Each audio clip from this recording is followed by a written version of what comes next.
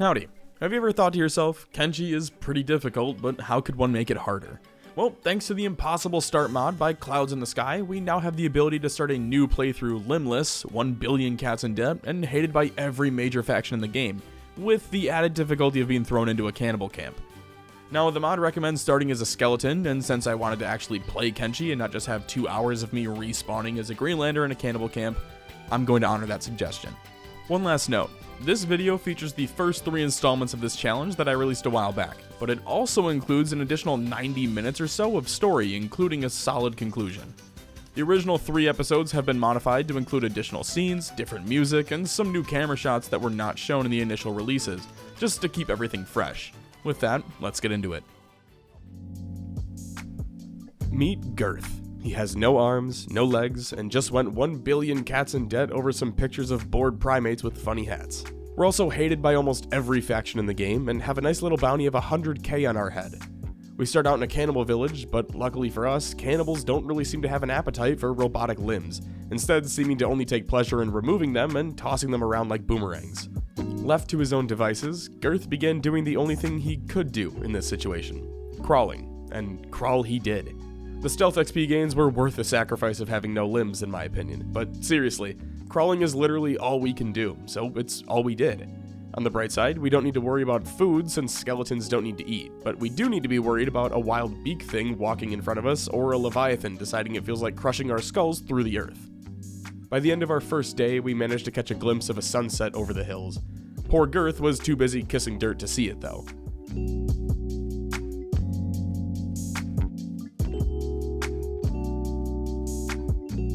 As the light vanished over the sea, we were left in a perpetual state of darkness, alone in the Iron Trail.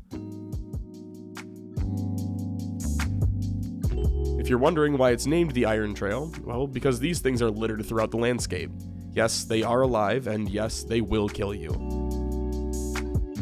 As the sun rose on day 2 of our trek to a better life, we continued south. There isn't much to do early on except wait and hope you get lucky. At this pace, it'll take a few days before we reach our destination, so I took some time to just admire the views. That evening, I'd managed to reach the Purple Sands, where a wandering tribe of Shrieking bandits came passing through.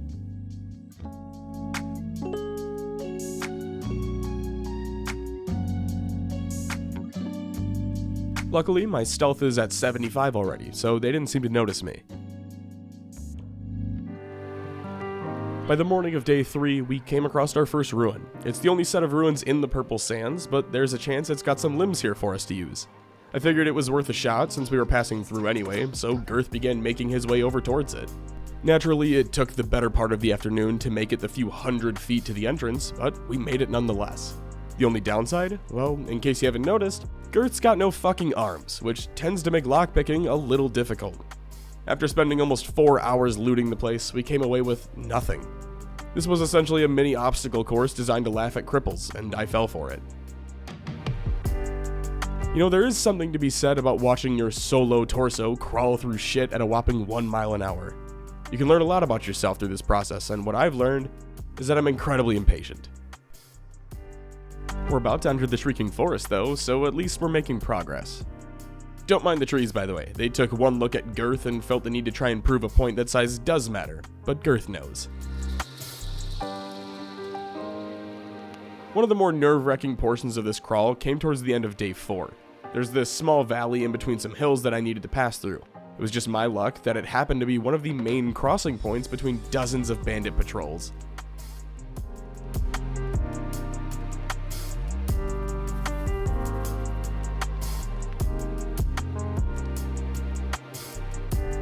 Good thing we've been leveling our stealth for 4 days straight, which allowed us to pass through unscathed. I have a feeling that if we had been caught, we would have been disassembled and used as spare parts for those off-brand Walmart gamer PC setups. A fate worse than death for most. We're 6 days in at this point, and making some decent progress. Look how far this little torso has dragged itself. At this rate, it'll take another day or 2 before we reach our final destination though. If you're wondering where we're headed to, there is a high village with a robotic shop to our south. If we can make it there, we can hopefully find a way to steal some limbs and get mobile again. From there, the real journey can begin. Towards the end of my 6th day, I came across a wanderer, Spike, from the Holy Nation Outlaws. It was one of those bromances where we didn't utter a word to one another and just enjoyed each other's company for the few minutes we crossed paths, never to be seen again. As the sun rose on day 7, I could see the Hiver village in the distance. It took several more hours before I was able to reach it, but by that afternoon, I'd finally made it to our destination. Now, the Hivers here don't really seem to care about me, even when they finally spotted Girth scooting his way across the floor. This, in turn, allowed me to locate a hungry bandit who'd been beaten half to death and take his armor off of him. He wasn't using it anyway, and I thought it'd make me look cool to the Hivers. The only ones I really need to watch out for are the soldier drones, since my relationship with the Queen is less than stellar. These guys will kill me on sight. The worker drones don't seem to mind me though. Anyway, my first order of business was to make my way to one of the shops. I need to level my thieving up a bit before I try to steal some limbs, and the best way to do that is to enact the tried and true method of accidentally knocking things over and shoving them in my mouth when the shopkeep wasn't looking. That was the plan, until I walked into the shop and saw a shit ton of guards sitting around, at which point I paused the game and spammed some economy limbs until I was able to get a full set. After stapling them to my body, I made a run for it. And by that, I mean I got my ass whooped by some guards while trying to walk out.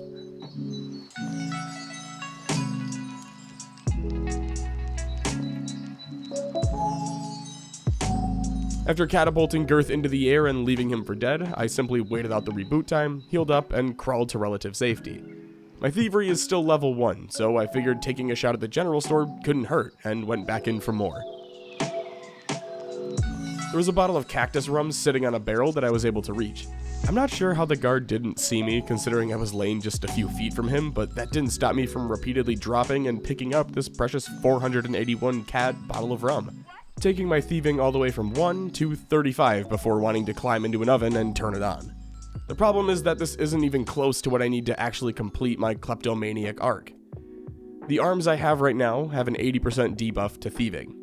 The only way to get around that is to bump up that thievery skill some more in order to steal better arms and repeat the cycle. By 3 AM, I'd reached 46 and had developed a severe case of carpal tunnel, but continued pressing on. As of level 51, I was gaining just 7% per click, and that was where I drew the line. At 5:35 on day 8, I set out for the nearby city of Mongrel. In hindsight, this was incredibly stupid. Fogmen roam the area and will slaughter you on sight, but Mongrel is home to another robotic shop, which has high and even specialist grade limbs there, so it seemed like a logical next step to me. The biggest predicament will be just getting through the front gates. Well, there's the city. Now to just walk through the thick fog and hundreds of mindless drones roaming inside of it. Speaking of them, hopefully the rest are as clueless as that group. As it turns out, when I remove my limbs, my stealth shoots from a whopping 10 all the way up to 100, which means that it is statistically safer for me to crawl with no legs than to crouch walk with legs.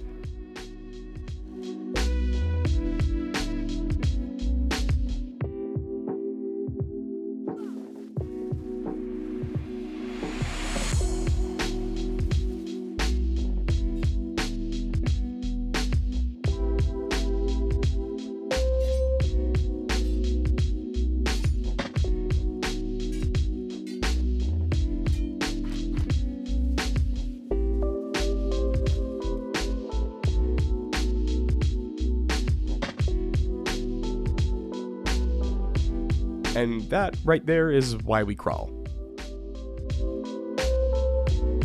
After several hours of crawling through the mud, I remembered how terribly off-putting this lifestyle was and slapped some legs back on Girth.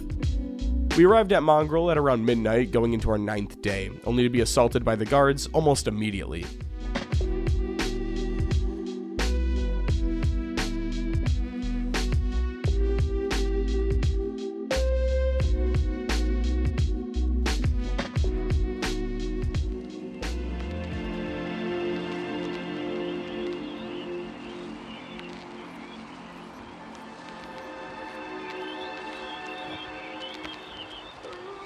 I'll have to employ other measures of getting inside. It's also worth noting that Girth's papier-mâché arms are completely destroyed, so he can't even heal himself if he wanted to. I see we're going with the phasing through the staircase approach. Excuse me, just gonna squeeze through here. Look at him go. Like, what a tight squeeze. You know what?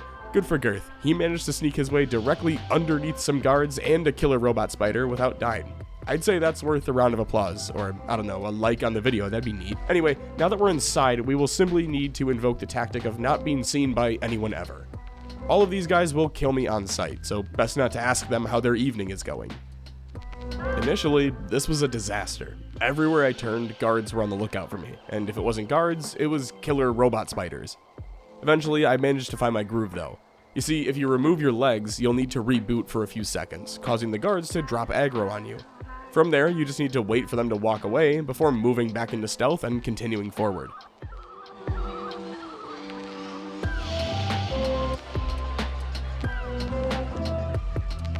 This took several hours, but after repeating the process a ton of times, I managed to make it to the front door of the robotic shop. And once inside, I began the process of spam clicking on some arms and legs until I was able to get myself a new set of limbs.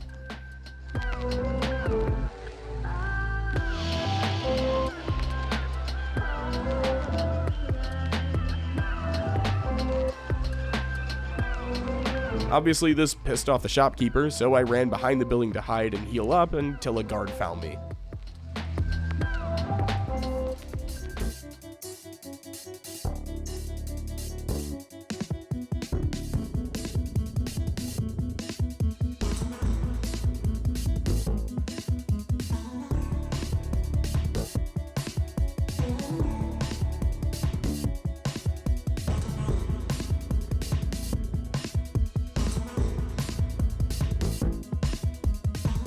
Having been effectively Scooby-Doo chased from the city, I didn't have a planned destination in mind for Girth. It's not like I can just go buy a shack and start building anything either. I mean, I'm $1 billion in debt. I'll have to figure out my own path. At least I can run 36 miles an hour now, though. I don't see a way anyone or anything catches me at this rate. Literally a robotic Forrest Gump. If he's not being chased by bandits, though, Girth was constantly being chased out of town by drone soldiers. It's truly a lose-lose situation, but I have a plan. I don't fully trust myself with melee combat yet, though, especially since we don't have a supply of spare limbs lying around. These are all I've got. I also don't have any weapons, aside from these fists of steel. I do know where to get some, though. God, look at how fast he runs. It's incredible. I made it to a way station that evening, and after being greeted with a bolt to the skull, tried to sneak my way in before also being spotted. At this point, I just gave up and sprinted in looking for anything I could use as a weapon. Unfortunately, there aren't any swords or bows here, but there are backpacks, skeleton repair kits, and bolts. I grabbed some of each and set out for the hub to leech some weaponry off the bar patrons, leaving the way station in the dust.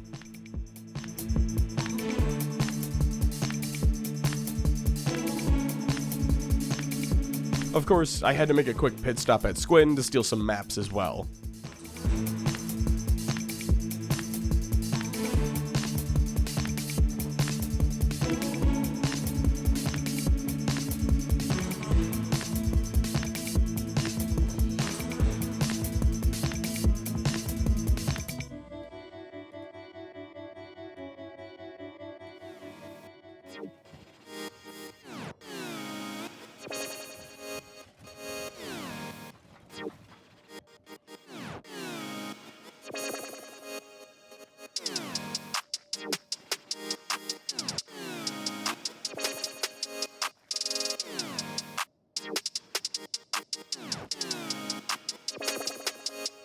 Just outside of the hub is a lone shack slash bar slash rebel outpost. Since I didn't want to piss off everyone in the hub, I targeted this building instead. The guards didn't seem to really care about me at first, even letting me grab a bow for the road. The problem only started when I borrowed a junk bow from the shop counter, which caused all of the guards to chase after me.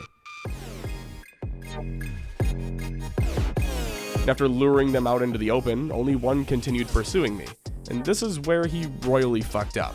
See, I have a bow now. I may not know how to use it, but I have one. This sparked Girth's first actual fight, and it went way better than you'd expect it to go.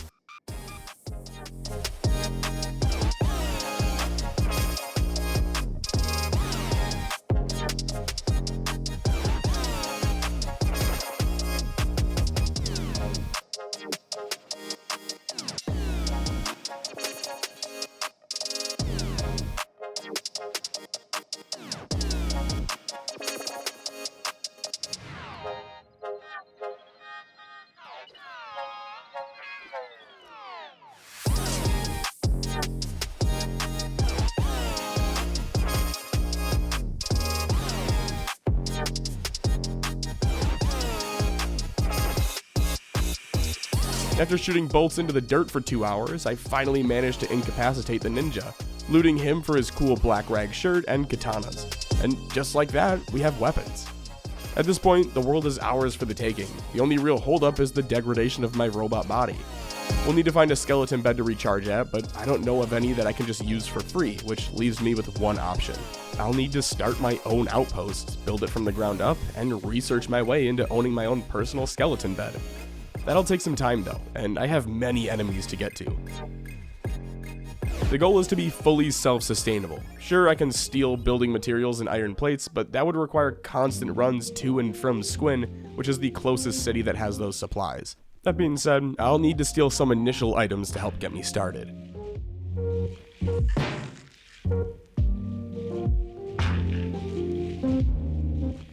Before I can do that though, I need to get my strength up. Almost as soon as I started mining for iron, a group of dust bandits decided to welcome me to the community. The old Girth might have taken this, but the new and improved, bigger, stronger, and faster Girth isn't going to stand for these intimidation tactics.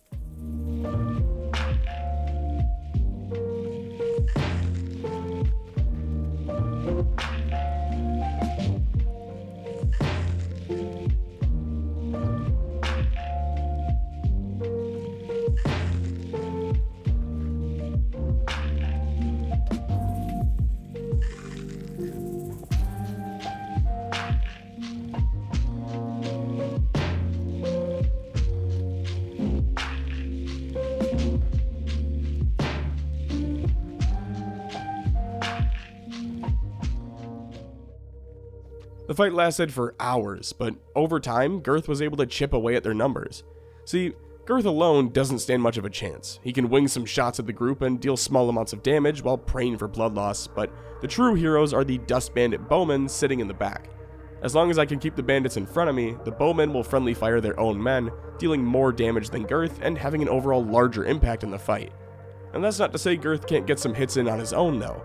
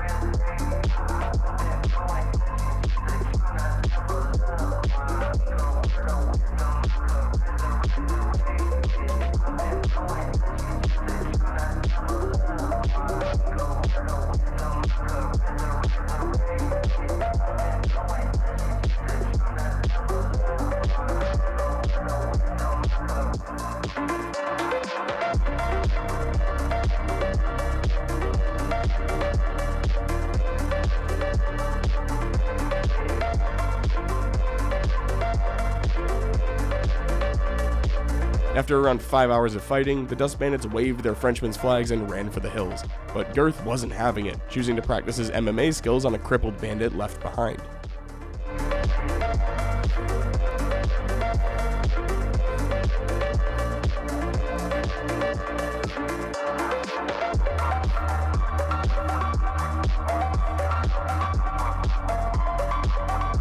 One of the remaining bandits attempted to intervene, but was put down rather quickly. While I was practicing some MMA, a group of hungry bandits made their way up from behind. At first, I started shooting at them similarly to how the Dust Bandit fight started, but I quickly realized that they didn't pose much of a threat, and instead opted to let them shit stomp me into the dirt. If nothing else, I managed to get a few shots in with a katana and work on my toughness a bit. I'm not sure how a robot can have physical toughness, but I'm not going to ask any questions. Anyway, back to mining. I'm planning to use the iron to gain some quick strength levels before heading back to grab some building materials and iron plates from a shop in Squin. Less than 3 hours after I started mining, I was raided again by another faction. These guys are around the same skill levels as the Dust Bandits, but there's way more of them. I didn't think it would be a good idea to try and fight a third group today, so Girth sat at the bottom of the hill while these dipshits stood inside a blueprinted shack waiting for something amazing to happen. It looks like they're still actively patrolling the area as well, but they just don't really seem to care about us at the moment, which is a good thing, I think. For the third time in less than 24 hours, our shitty little camp was raided again. I hid in the corner again, which led to the same results of the raid parties standing in the shack blueprints until getting bored and heading off to explore a different area. That being said, if we're going to continue to get constant raids like this, it might be worth looking for a new location. Though, I really only plan on using this place to recover at when needed. On the bright side, I can still mine while sneaking, and they don't seem to notice me. That is, until a group of dust bandits wandered over. At first, I thought they'd fight each other, but they ended up teaming up in their shared interest of turning me into Karen from SpongeBob.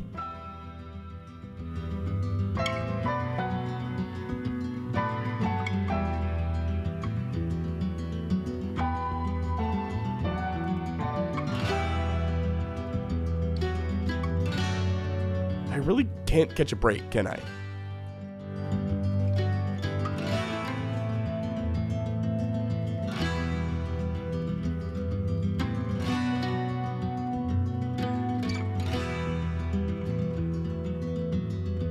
Fortunately, I was able to lose the Garus after running up a mountain a ways before circling back to the iron node. All I want to do is get this knocked out as quickly as possible so I don't have to worry about this ever again. I know I could farm this out a little more, but if I carry this dead guy on my back, it bumps my weight up to 187, which I think should be good enough for some early levels.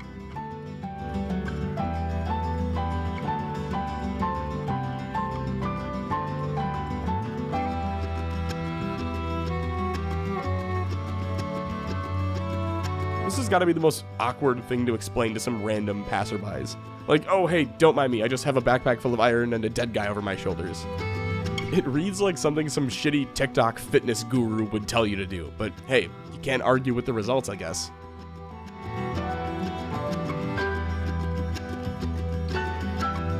By sunrise, I was well on my way to becoming a Giga Chad. There was just one problem.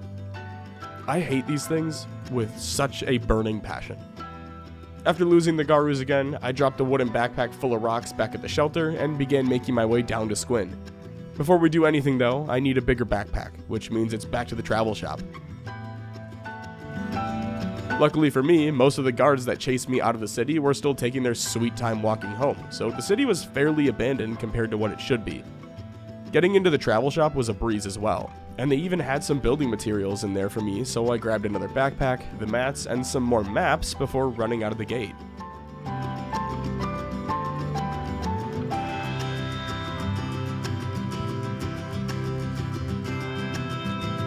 I still need iron plates though, so I dropped my thieving bag and ran back to the general store where I was able to grab 8 iron plates and 24 science books. This should be more than enough to get me started.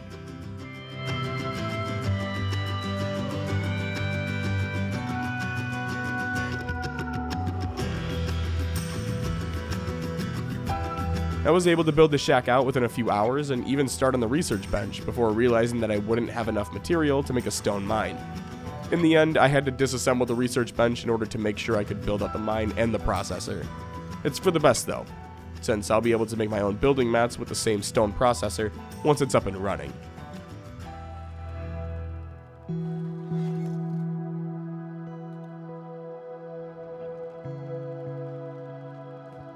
Working diligently, Girth was able to build out all 3 blueprints before sunset, allowing him to log a few hours at the quarry like a real blue-collar boy.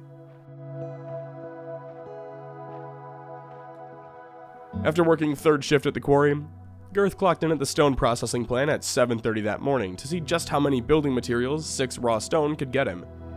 This is going to take a while though. He's still an apprentice and working at 13% efficiency. I'd managed to turn 6 stone into 3 building materials, which were then used to build out a research bench.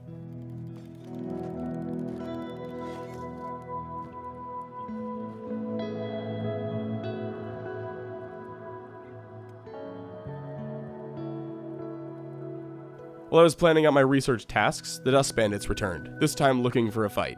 Let's face it though, Girth is weak and tired. He'd essentially been fighting for 3 days straight at this point, and when he wasn't fighting, he was slaving away at the quarry and stone processor. That being said, mama ain't raised no bitch.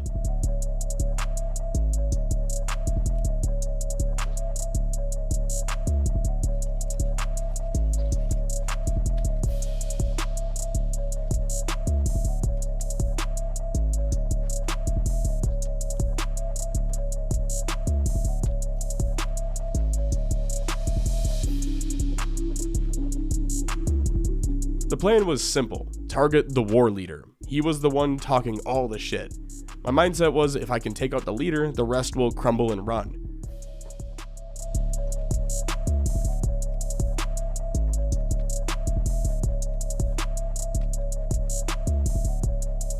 As it turns out, I didn't even need to kill him, just put enough bolts into his chest until he ordered a retreat. With the day one, it's finally on to researching. The skeleton bed cannot come soon enough. Burns Tower is located in the northern portion of the Floodlands. It's a bit of a hike, but with 2 scout legs, I should be able to make it there in a day. Almost immediately, the journey went sideways. While I do have the ability to just Forrest Gump straight through these guys, it's way more fun to practice my 360 no-scopes on them with my junk bow. Now, obviously, I'm outnumbered here, but I can still use that Pat Tillman method of letting their own bowmen fire rounds into the backs of the other bandits.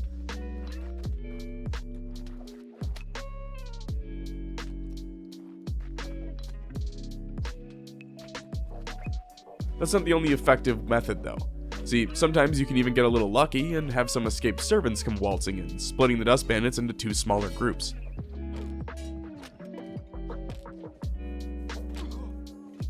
After watching them destroy each other for an hour or so, Girth snuck back in to finish off the stragglers.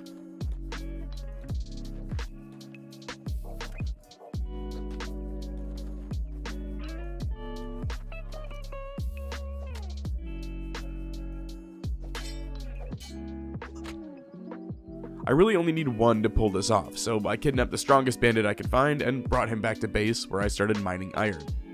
As long as that camp doesn't despawn, I can place the bandit in one of the sleeping bags and then fill this backpack with iron, which I can use to weigh me down while I practice beating the shit out of this guy. This should give me a ton of martial arts, strength, and dexterity XP if I do it right, but time will tell.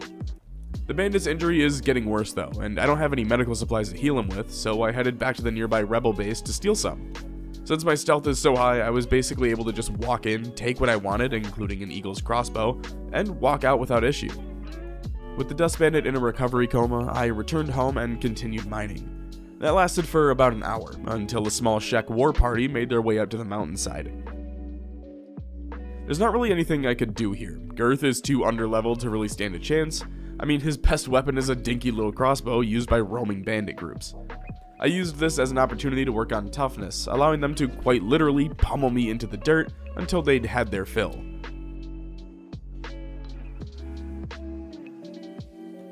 Girth isn't doing too hot though. His right leg is practically useless in its current state, and he's one big shot to the stomach away from a complete hardware shutdown. Since I can't run, I just continued mining. I figured there's not really anything else I can do right now. It's either work on gathering more iron or focus on research, and since I'm still several days worth of research away from unlocking a skeleton bed, I decided to mine. Girth was fortunate enough that no one really bothered him over the next day or so, allowing him to mine up a few dozen iron and store it in his research bench until we had a need for it. I can't use the bandit camp sleeping bags since the camps are just crawling with bandits, so I snuck back into the rebel camp that evening hoping they had one sitting around. Unfortunately, I was spotted almost immediately, and was only able to loot the shop counter and a nearby barrel, running away with some books, causing the entire outpost to chase after me.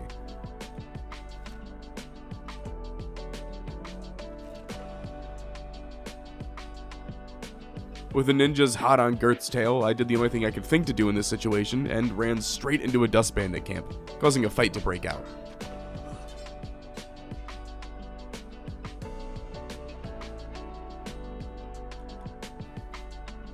This only kind of worked as 2 or 3 of the guards turned to face the dust bandits, leaving 2 to continue chasing me along with a smaller squad of dust bandits in pursuit.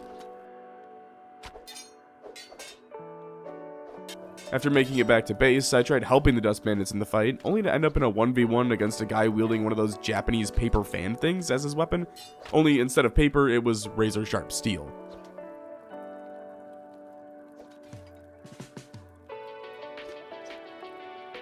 Naturally, as soon as one group of dust bandits were defeated, the outpost was assaulted by a dust bandit war leader.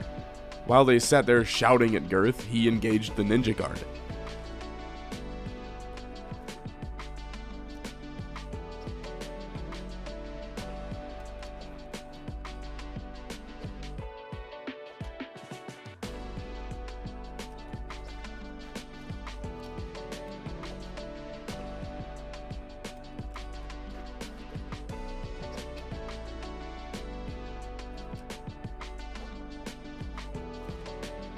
To be honest, I'm not sure how this guy is still alive. He's got like 15 bolts lodged in him, 2 of them being direct headshots. Even with the dust bandits sitting there and the ninja fight going on, a group of hungry bandits apparently felt the need to insert themselves into the fray as well. I tried to kite them through another group of dust bandits, which took care of the ninja guard, but only really fucked me over even more, since now there were like 50 bandits attacking me.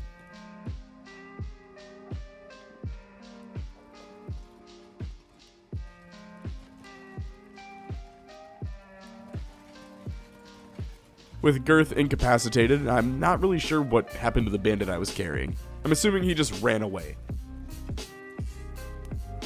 Regardless, we're still alive and able to sneak away. Once I made it back to the camp, I found a dust boss dying near the iron node.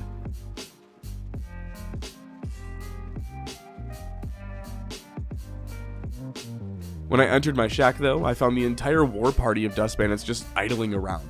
Miraculously, I was able to sneak around them, grab some bandages, and save the dust boss, keeping him as my new training dummy. As the sun rose on day 16, I ran back to the hub to see if I could find a sleeping bag there. Luckily, the bar was in the middle of assaulting a group of hungry bandits, and I was able to sneak by everyone, including the bar counter for a shitty katana that I could use to power level with. At this point, the only place that I know for sure has a sleeping bag is the travel goods shop in Squin. So I dropped off the dust bandit at the shack, locking him inside like he was Gypsy Rose, and set off for Squin. The raid was incredibly easy like always.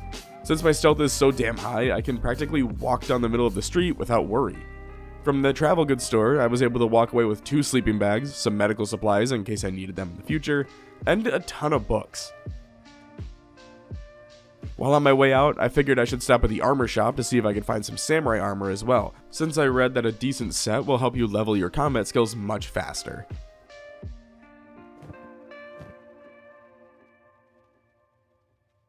I was able to find some leg plates and armor to use, but unfortunately, I can't continue stacking shitty helmets or boots since I can't equip them. I can, however, work on lockpicking here though, since the shopkeep doesn't seem to notice me standing behind him.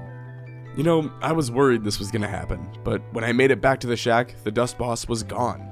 This has happened to me in other playthroughs as well, so I should have known better. It's not the end of the world by any means though, like there's still a whole dust bandit camp below me that I can just pull guys from. Not to mention the constant assaults taking place in our little camp.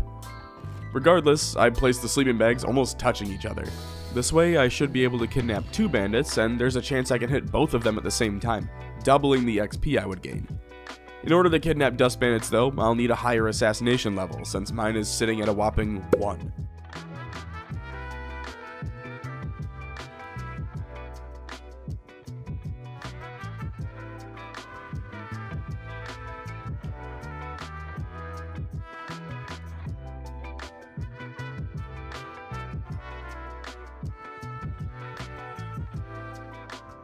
I was able to get it up to 15 before Girth was spotted. This actually wound up leading to a fight between Dust and Hungry Bandits, so I sat back and watched, hoping at least one Dust Bandit would get taken out. And as it turns out, I didn't have to wait too long, as 2 Dust Bandits were dropped and forgotten about. While one was plain dead, the other was merely crippled, so I knocked both of them out and brought them back to my base.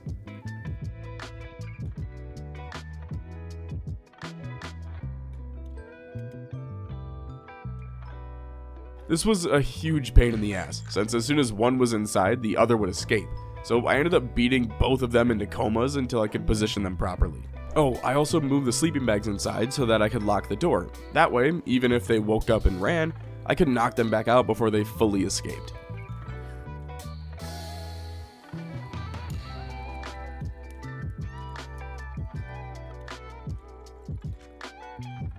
I could have placed both in the sleeping bags, but if I carry one of the bandits, my weight shoots all the way up to 276, which keeps me above that 90% encumbrance threshold. To gauge how effective this is, my martial arts is currently 6th, my strength is 16, and my dex is 17. Alright, let's try this out.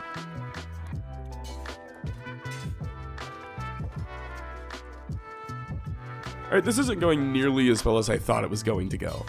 I tried to switch things up by equipping a shitty katana, and that seemed to help a little, but still not what I was expecting.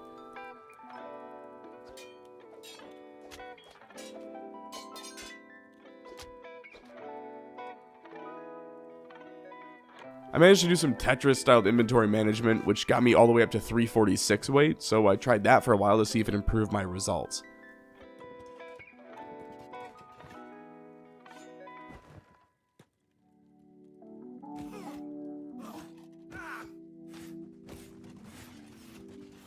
I think the biggest holdup is the fact that they just go unconscious so fast. I don't know, this whole setup is just super jank, and it's not really doing all that much in terms of results, but I figured I'd give it a full in-game day and see what I could do with it.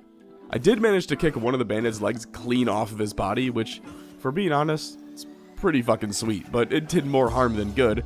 It was still cool to see happen though. Since we're down to just one bandit while the other is missing a limb and unconscious for the rest of the day, a lot of my time was spent kicking this doofus in the stomach and then putting him back in bed until he woke up, before repeating the process.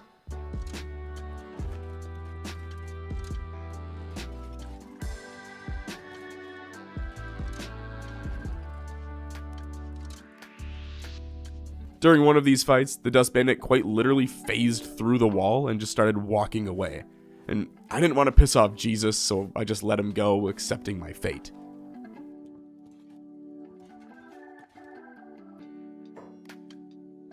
Just kidding, I hunted him down and fought him with a shitty katana until he was practically dead, and then dragged his corpse back to the shack. That evening, another raid came. I left the bandit with a missing leg since he was still incapacitated, but took the other one and moved further down the hill, where we continued training in peace. Once the raid party left, I went back to the shack to find the crippled bandit in practically full health. I mean, obviously he could be better off, but he's almost all green right now. This is huge since I kept kicking them in the chest to knock them out, so the play may be to actually get rid of a leg or two, and then leave them resting in the bed. That way I can farm them without risking an escape. Whenever they were both in comas or needing to recover, I'd simply work on research, effectively killing two birds with one stone. I need a bigger building for a T2 research bench, so I laid blueprints for one, though I doubt I'll get around to it this episode, considering we've spent almost all of it just fucking around with bandits instead of actually getting anything done. This right here is what I was going for. If I line up just right, I can hit both of the bandits at the same time. And so far, I've been able to get my strength up to 23, dex up to 30, and martial arts up to 19. Not amazing by any standard, but still decent progress. By day 19, I was getting bored of this, admittedly, so I did one final training session and then set out for Flats Lagoon. If you're wondering why Flats Lagoon, well, they have a ranger shop there, and I can raid it to stock up on some bolts before heading out to train my crossbow skill. I just now realized I've been doing my objectives in reverse order, but it'll honestly probably work out for the best, since I can hit up Burns Tower at the end and can completely heal up. Along the way to Flats, I came across another way station, so I made a quick pit stop there to see if they had any bolts that they weren't planning on using. Well, turns out they did, but they have this weird tradition of launching them through your skull and limbs instead of just letting you borrow a few packs.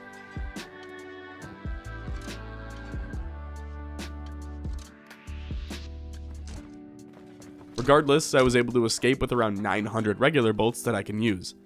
At least, I thought. See, regular bolts can be used with the normal crossbows, but Eagle's crossbows require long bolts, meaning I effectively took a dozen bolts to the head, chest, arm, and leg for literally nothing. Girth wasn't out of the fight yet, though. One of the guards, Plank, had chased him for miles. Initially, I thought this would be a great trial run to see just how far we've progressed, but poor Girth never stood a chance. He got absolutely decimated. I actually don't even think he landed a shot for like the first 45 minutes of the fight. It was that one-sided. He ended up landing a couple shots throughout the fight, but ultimately was left rebooting in the sand.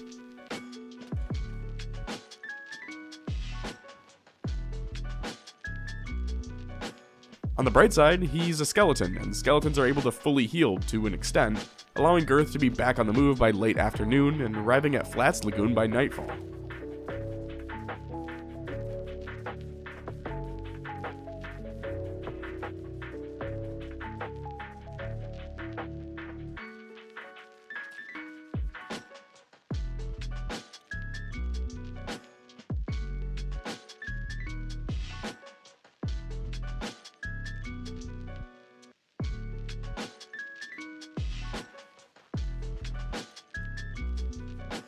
I also love that Girth doesn't swim. He simply sinks to the bottom of the water like a pug, and then jogs across the floor.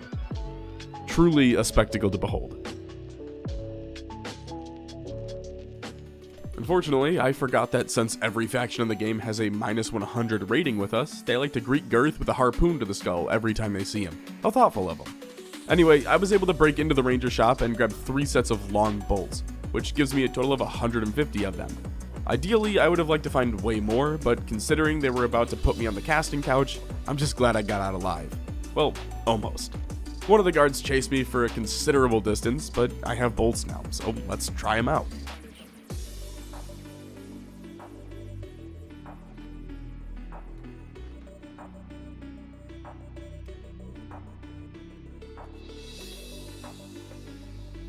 This bow hits like a fucking bus. It only took 4 bolts to put this shek down, allowing me to snag some armor and a new katana off of him in the process. Anyway, I think I know of a place where I can gather more ammo without having to raid cities like this every time. Throughout the night, I stumbled over an armory ruin which had some skeleton eyes that I thought were cool, but otherwise had nothing of value to me.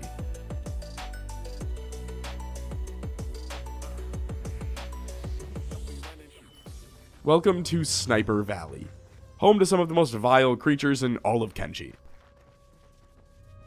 Random skeletons roam these lands with eagles' crossbows, hunting anything they can find, and I just came across one of their outposts. As it turns out, this is a police barracks. A bit underwhelming though, considering there's nothing here.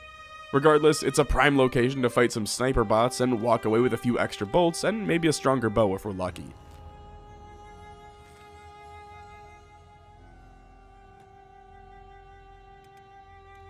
Nearby, I found an old Empire supply outpost. Girth isn't skilled enough to pick the lock, but if the Russians have taught us anything, it's that brute force can usually do the trick. The loot in here is incredible. I managed to find a model-edged Type 1 blade iron club inside, along with some ration packs that seem to be arguably the best food in the game. While I was checking the place out, I was almost caught by this guy. His name is just 3 question marks, but he's from the Second Empire, and his stats look to be mainly 80s or 90s, meaning I don't want to fuck with him. It wasn't until I snuck upstairs that I saw it though. A masterwork eagle's crossbow. It's got a higher maximum damage by about 30 points and about 22 meters of its max range, and has a max reload time of 1 second shorter than the bow I have now. All in all, this thing could very well be one of the most powerful weapons in the game in the right hands. That being said, immediately after I grabbed the bow, I dipped out. The last thing I want to have happen was a potential one-shot just because I overstayed my welcome and got caught off guard. Just to the east of that outpost lies a much more sinister one. I like to call this place Skinwalker Ranch. It's home to a group of skeletons who wear human flesh to pretend to be humans. It's owned and operated by a man known as Savant. These wannabe meatbags are a perfect candidate to try out this new bow on.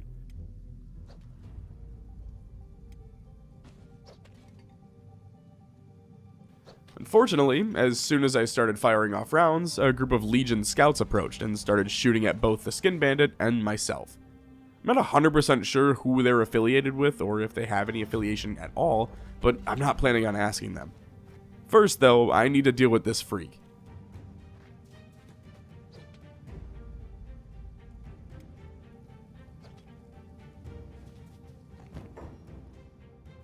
With the Skin Bandit dead, I healed up and turned my attention to the Legion scouts.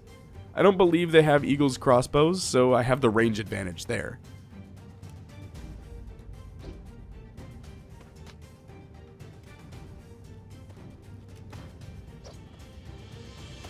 While in the middle of the shootout, Girth was ambushed by a patrol of Skin Bandits, knocking him unconscious and allowing the Legion scouts to retreat.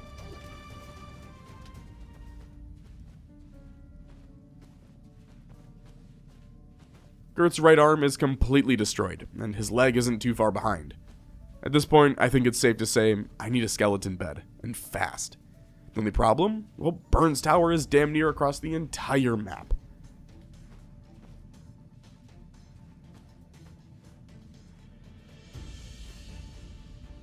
To make matters worse, as Girth was walking to safety, he was ambushed again by both the Legion scouts and the Skin Bandits.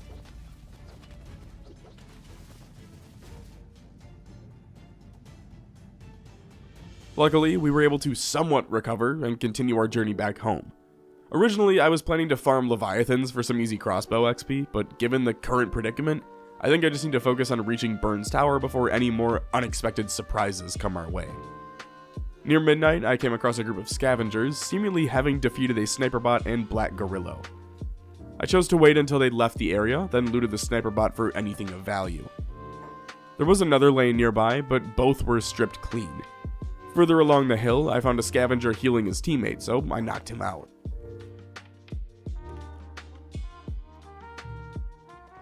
It looks like these guys carry bows that use heavy bolts, which is something I've never used before in Kenshi. If Girth was in a little better condition, I probably would have taken a bow and tried him out, but given that we're in a do or die mode, I don't want to risk anything. By around 1 AM on day 21, I had made it back to the police barracks and decided to hide out in one of the buildings until Girth's leg was healed up enough to run again. This is going to take a while though, since I'm just sitting here waiting for it to slowly tick up.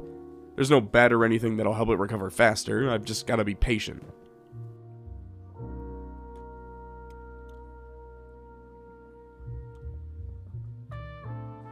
After spending a good 12 hours or so just sitting around staring at a wall, Girth's leg was healed up enough for him to run again at close to full speed. Of course, that's before you take into account the amount of shit we have stored in their backpack, which is slowing us down considerably. Our right arm is healed up enough to use again though, which I didn't think was possible without a skeleton bed, but I'll take it. That being said, we have some friends with us. I swear, if it isn't big black gorilla beasts, it's killer goats. Did I mention they run faster than me too? To compensate, I had to shed weight, starting with the old Eagle's Cross. When that wasn't enough, I started dropping bolts and repair kits until I was finally able to gain the upper hand and slowly begin outrunning them. Even with that though, the goats proceeded to chase me for a good 3 or 4 hours. By around midnight on day 22, I'd made it all the way back to Flats Lagoon. This is steady progress, and I'm getting Girth up to 28 miles an hour after moving his weapons to his backpack instead of carrying them on his person. We still have a ways to go, but we're covering ground fast. By sunrise, we'd made it through the swamp and onto the plains of the border zone.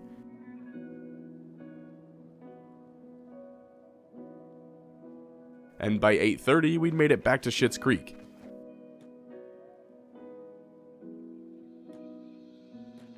After spending a few hours playing Tetris with the research bench inventory, I finally sorted my gear and set off for Burns Tower.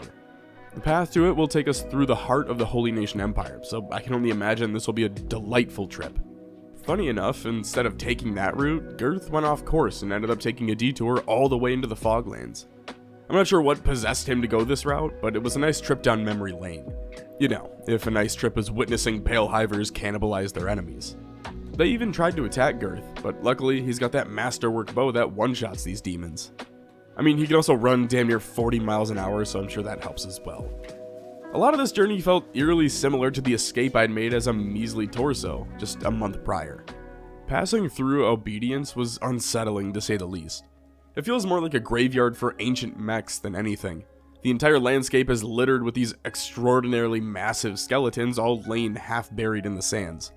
Then you finally get out of there, only to be greeted with these floating robot squid things that look like the droids that Anakin and Obi-Wan land on when they're fighting on Mustafar. The regions in Kenshi continue to amaze me, the more I explore the map. It's truly remarkable just how much lore is jam-packed into the surrounding scenery. Along the road, I found this abandoned tower that had some loot in it too. Aside from the ancient science books, I managed to also find some locked weapons crates and chests on the second floor that I spent most of the rest of the day attempting to lockpick. One of which was holding a higher quality ninja blade that I kept for myself. There's a safe here that Girth isn't skilled enough to pick yet, so we'll have to come back to this one day in the future, but for now, it's on to Burns. Unfortunately, Burns Tower wasn't abandoned. I mean, that should be obvious considering the guy's name is Burn and this is his tower. Normally this wouldn't be that big of a deal, but he was immediately hostile towards me, and I'm not playing around anymore.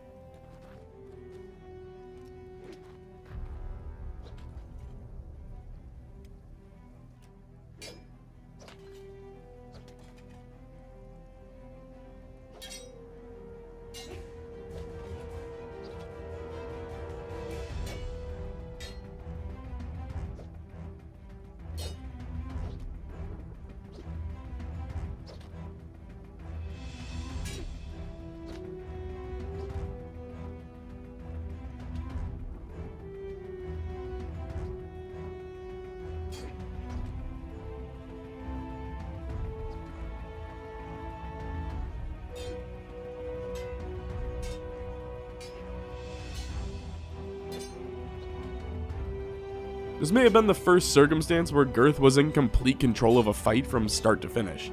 I mean, he barely took a hit. After about an hour of fighting, Girth finally dropped Burn, but offered mercy after seeing he wasn't a real threat to him.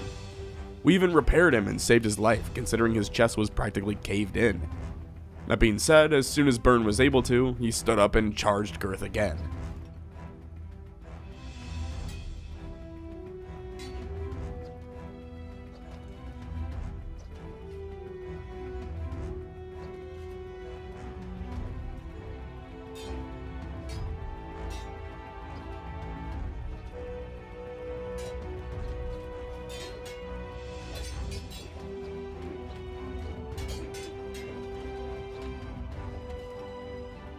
This fight went about the same, with the end result being Burn lying in the mud, slowly fading into nothing.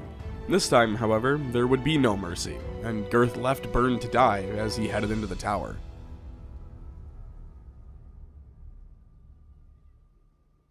I spent a good hour or so just looting the skeleton repair kits from all these bins, slowly working my way up to the second floor where the research bench sat. That was when I was struck with an idea. If the research bench is powered by the wind turbine, I could effectively farm Burn for some easy combat. Luckily, he wasn't dead yet, and Girth was able to kidnap him and bring him inside the tower. Everything was going according to plan. Until I set him down and then he literally phased through the floor, disappearing into the void. Seriously, I have no idea what happened to him. He just sunk into the floor and I never saw him after that.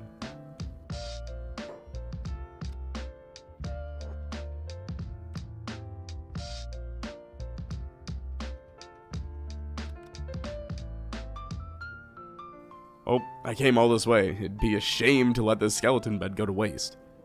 First things first, we need to find a Beak Thing. I know they roam around Shem, but there's also some packs that like to hang out around the high villages in the west, and since that's way closer to my outpost than Shem, I figured I'll start there. Since Burn's tower is abandoned now that Burn transcended into the Shadow Realm, I'm planning to use that as a safe space to recover at whenever Girth inevitably gets his circuitry ripped apart. Almost as soon as he made it out of Mongrel, Girth was approached by some hungry bandits. Now normally I'd just keep running since I have the speed of 45 Kenyans, but this was a great time to try out my new bow on a human target instead of a knockoff Wally for once.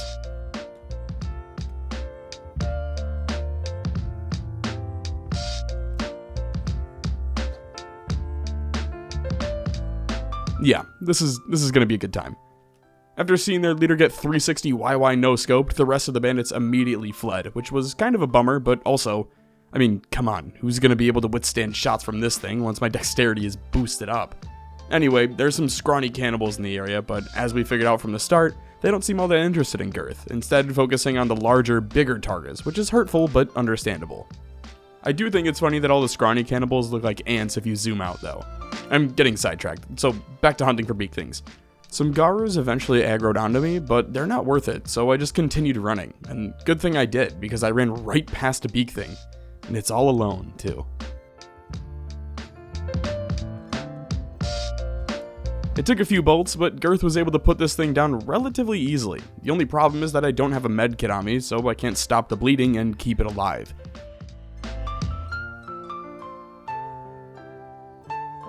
Luckily for us, Girth has super strength and can just palm this thing by the neck. Alright, in all honesty, this was hilarious to watch for me. Like, just look at this thing ragdolling behind him, with a gorilla in pursuit no less, and Girth's just like, nah, gotta get back home. If I speed up time, the Beak Thing just starts bugging out because the game just can't keep up with the amount of cells loading and unloading constantly, and I love it so much. I was able to make it home before sunset, and immediately got to work moving a sleeping bag outside and healing up the Beak Thing. It's in a blood loss KO at the moment with minus 232 blood, so we've got some time to kill. Of course, as soon as we got back, Girth was immediately attacked by dust bandits, so that gave me something to do while we waited for the Beak Thing to recover. This time, however, things went a little differently. See, I don't have a junk bow hitting for 3 damage anymore. I have a Masterwork Eagle's Cross that hits for around 150 damage, meaning these guys drop like flies.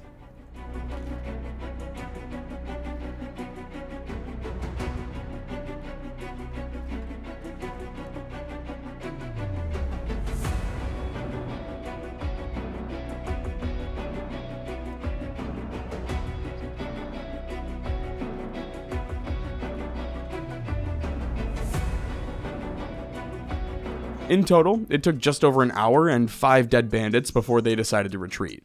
Now, all I need to do is wait for the Beak Thing to recover, and it'll take a day or so, but that's fine. There's no shortage of work to be done around the camp.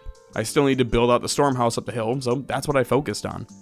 By late afternoon on the following day, our Beak Thing finally recovered enough to be normal again. Not sure what normal means for a Beak Thing, but it's good enough for me. After partaking in some Tetris-level inventory management, I was able to get my weight all the way up to 404, which gets me to 92% encumbrance, and if I pick up a dead bandit, it jumps a whopping 1% up to 93. All that's left to do now is reload the save, and we should be good to go.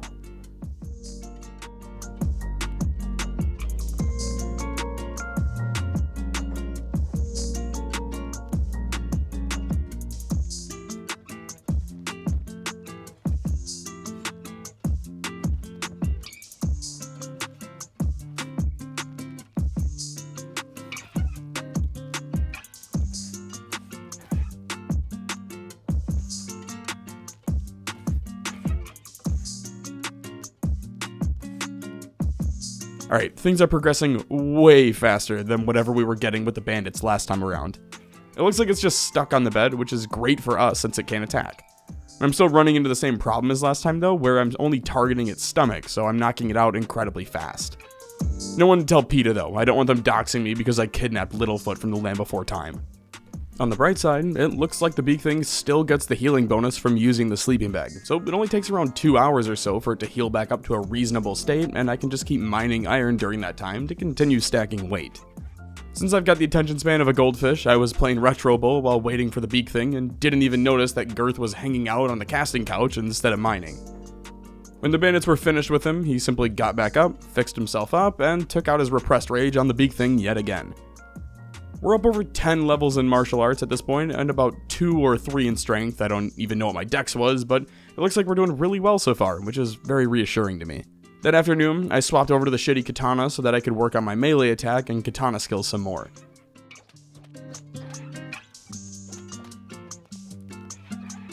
One fight brought me up 3 levels in katanas and about 5 in melee attack, so I'm going to continue this through the night and see what I can get up to.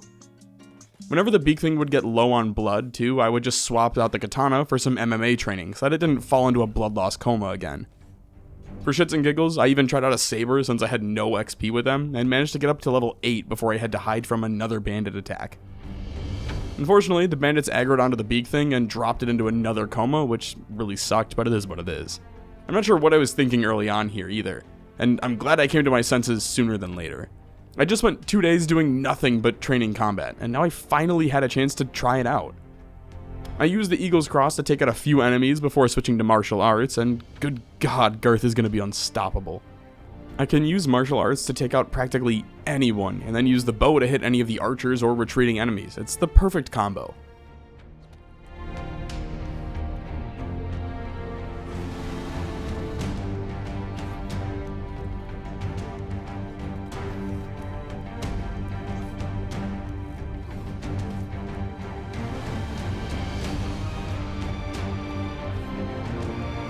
After the battle, I looted some of the toothpick bolts off the dead crossbowman. I'm going to use them to train on the Beak Thing once it's recovered a bit. And while training some more, Girth was attacked by a pack of Garu and, looking back, came way closer to death than I originally realized. Luckily, I took a page out of the Dust Bandit book of phasing through walls and was able to heal up unnoticed.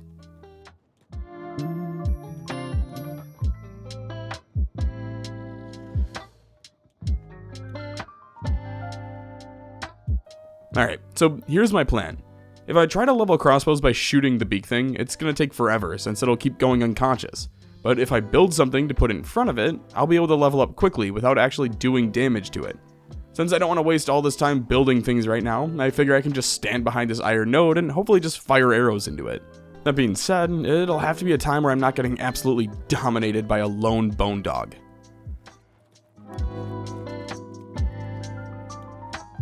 God, I love this bow. As it turns out, you can't use a bow on a Beak Thing like this in its current state. It sucks, but it's not the end of the world by any means. We'll just need to figure out another way to level. And as I said that, a perfect opportunity presented itself.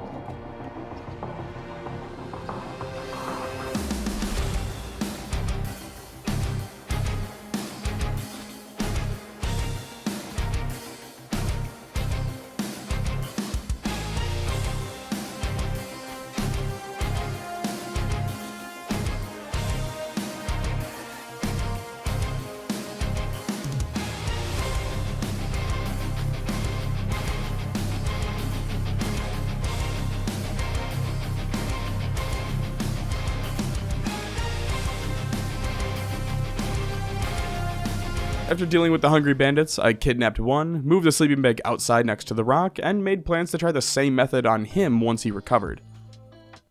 Alright, I'm over this plan. Time for plan B. Naturally, we'll need to stock up on some bolts before we head on our way though.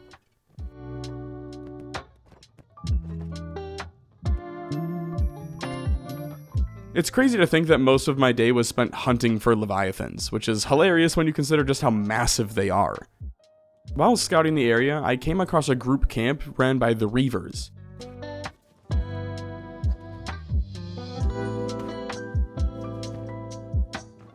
Initially, the fight was going well, but the longer it went on, the worse things got. After about an hour or so of fighting, Girth took damage to his left leg, leaving him with no way to escape. With that in mind, I chose to go down fighting.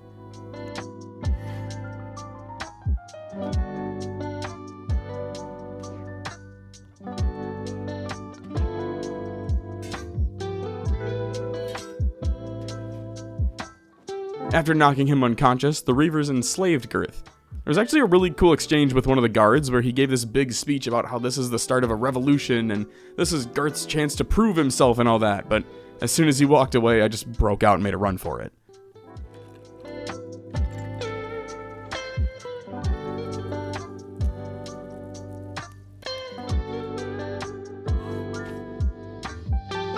As I was escaping, I noticed they'd taken my masterwork Eagle's Cross, so without a second thought, I proceeded to swap out of ranged combat and let Girth start literally kicking the shit out of everyone in the camp. After spending a few hours looping around the camp, I realized that one of the downed enemies was holding onto my crossbow.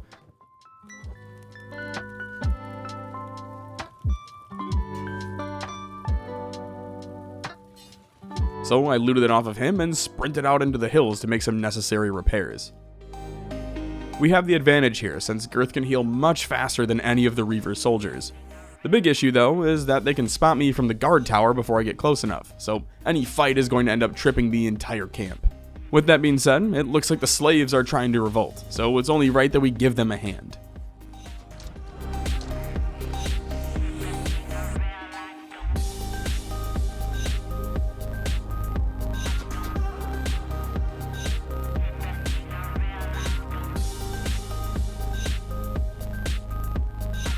Unfortunately, I forgot that literally everyone hates Girth, so even when you free the slaves, well, they still attack you alongside their captors. This is the last time I ever try to help anyone.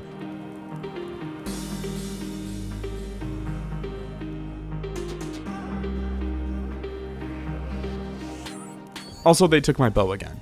Now, luckily for Girth, he has 100 stealth when crawling, which makes it practically impossible to be seen by anyone. The guard with the Eagle's Cross is at the gate with everyone else, so it looks like the only way to get back is to kick shit off again.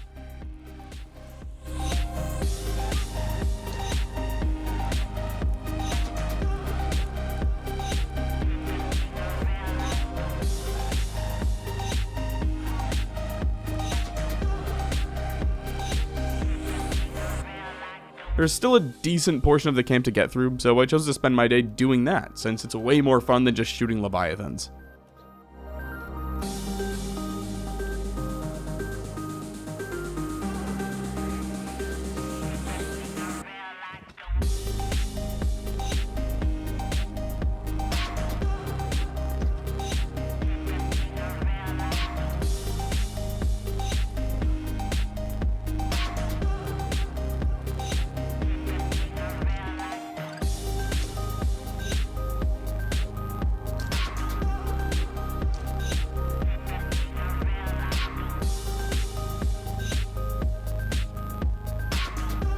By around noon, most of the camp was dead, with a few more bleeding out. As I walked out the front gate, however, I noticed reinforcements making their way over. I thought about engaging them, and even took a few of the slaves down with the Eagle's Cross, but it just didn't seem worth it. I'd made my point. On a positive note, Girth's crossbow skill is almost up to 30 now, so we've made substantial progress in the past few days here.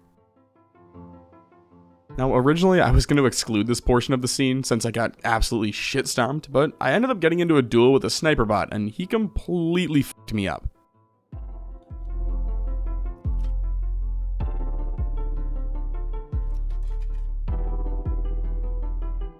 To add insult to injury, he also protected Girth from land bats while he healed up, which I thought was just the biggest cucking since Adam 22. That being said, I figured it was only right for Girth to return the favor once the sniper bot fell to the land bats.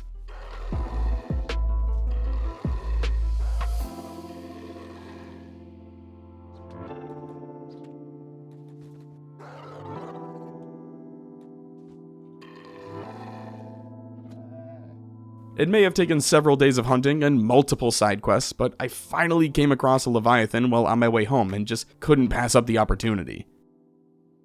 So enjoy this farming montage. Turns out it's pretty easy to kill these fuckers if you just pin them between some trees.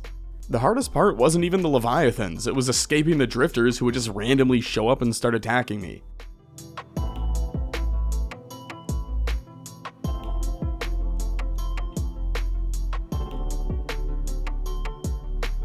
For those of you wondering how effective this is as a training method, well, it may have taken around 10 hours to kill the damn thing, but Girth's crossbow skill went from 30 to 42. We also get these cool Leviathan pearls that we can either keep as a trophy or sell. This whole process is very similar to trophy hunting, but instead of a lion or something cool like that, it's a walking tumor the size of a small town. That being said, I'm going to try to find one more to hopefully get my crossbow up to 50 before heading home. Well, this wasn't a Leviathan, I did stumble onto the world's shittiest Pokemon fight between some Garu and Beak Things. I didn't want to stick around to see who won though, so I just started sprinting in the other direction. This ended up working out great though, since I walked right into a second Leviathan and used that to farm out a few more crossbow levels.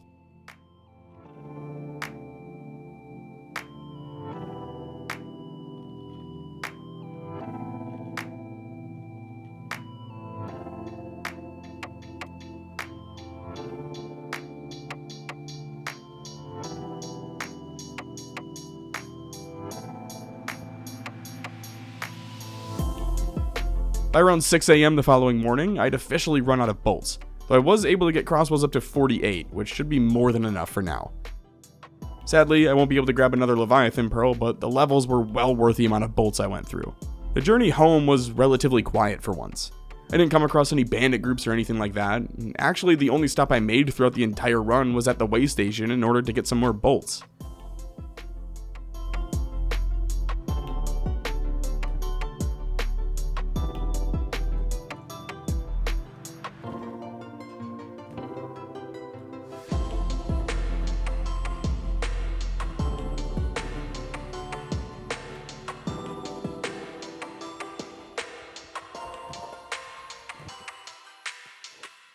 That being said, I never shy away from a fight with the way station guards, simply because they tend to carry some pretty decent gear.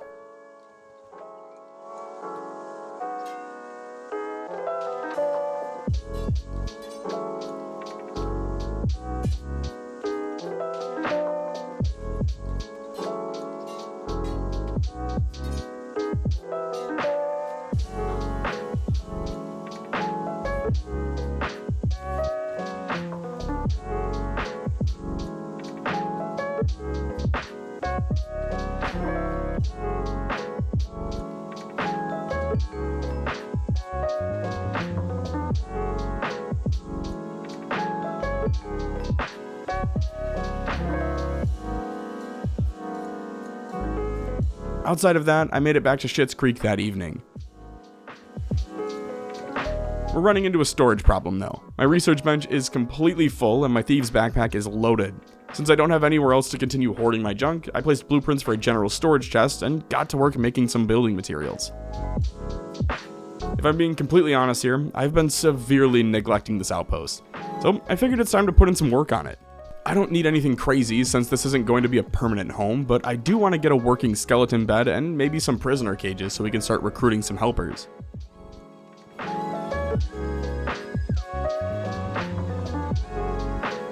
Now that everything's all sorted correctly, it's time to become blue collar. We're going to need at least 32 stones since it's 2 stone per building material, so Girth grabbed a monster, popped a Leonard Zinnard, and got to work.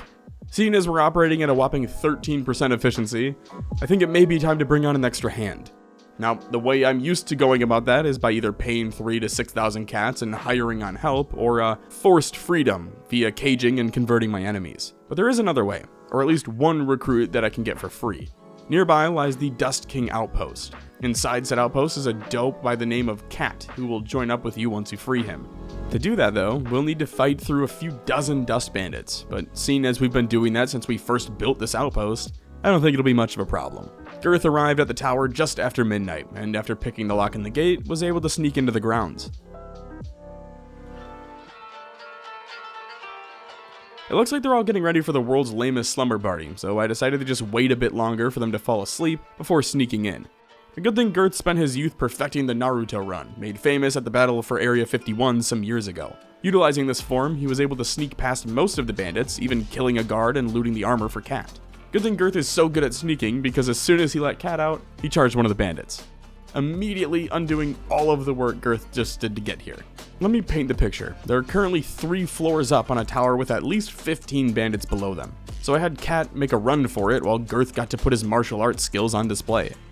The only issue here is that no matter how much damage Girth can do, he can't prevent Cat from just getting jumped by the other squads guarding the front door. He can, however, brute force his way through, pick up Cat, and escape with him, killing any of the bandits who were stupid enough to give chase.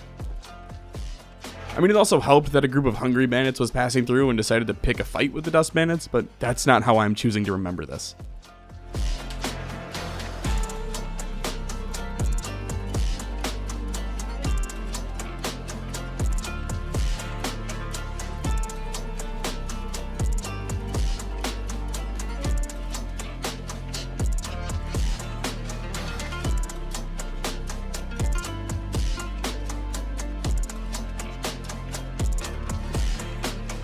He kinda sucks at everything, like arguably worse than Beep, having several stats in the negatives to start, but at least we can just throw him on the stone processor or in the stone mines and he'll work until he drops.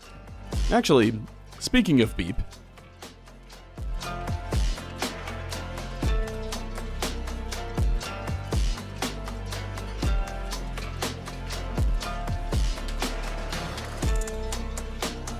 in all honesty, I completely forgot that Mongrel hates my guts. I actually went unspotted for longer than I thought I would, but there was no way I was going to be able to keep this up forever. I did come up with a pretty half-decent idea though. There's a fogman camp nearby, so after aggroing literally the entire city, I baited them down into a battle against the fogmen, allowing me to run back up to the city with minimal resistance. Having finally made it back and gotten a good chance to scout out the city, Beep isn't here, which means he likely got killed by fogmen when I first passed through almost 30 days ago. It's a bummer for sure, but there isn't much that can be done without importing the save again. I don't really feel like doing that, so rip Beep. Girth's pretty beaten down again though, and since we're in the neighborhood, we might as well make a quick pit stop at Burns Tower before heading home. Oh, I almost forgot about the safe from the ruins near Burns Tower too, but I managed to pick the lock on it since my lockpicking has improved significantly.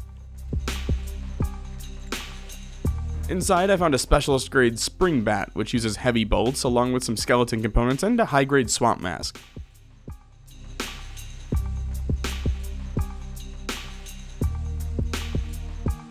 Anyway, I made it to Burns Tower that evening, and after a quick rest on the repair bench, began making my way back to Schitt's Creek, fully repaired and ready to party. While Girth made his way back to the outpost, a Shek war party made themselves at home in it. Initially, Cat was able to avoid detection, getting his stealth up to level 29 before finally being spotted. And unfortunately, once they spot you, it's over. I'm not sure how he even managed to survive this, but he did. I mean, he's gonna need one of those scooters that Jimmy from South Park rides around in, but he is alive. As soon as Girth made it back, the pair was attacked by a group of hungry bandits again. At first glance, it didn't look too good, but as soon as Girth put his sword away, it was over. There's nothing more satisfying to me than watching a character just drop 4 enemies in one move. Dude's literally the robotic Karate Kid. Oh, and Cat managed to survive as well, so all in all, not a bad start to the day. As soon as he can walk again, we'll get him back on the stone processor.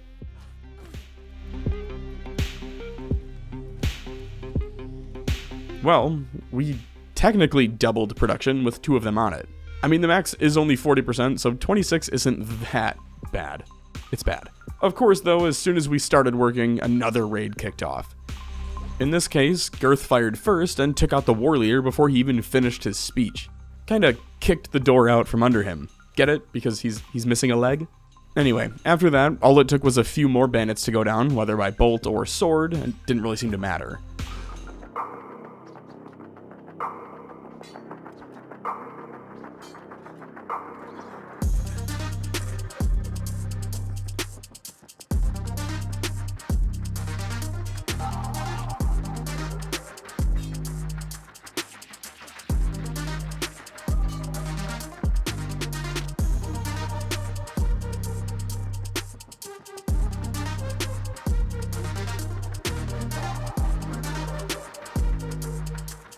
To send a message, Girth took a few shots at the retreating enemies, only to land what might be the best shot I've ever had a character hit in my time playing Kenshi. Like, seriously, just massive damage at like, what, 200 plus meters?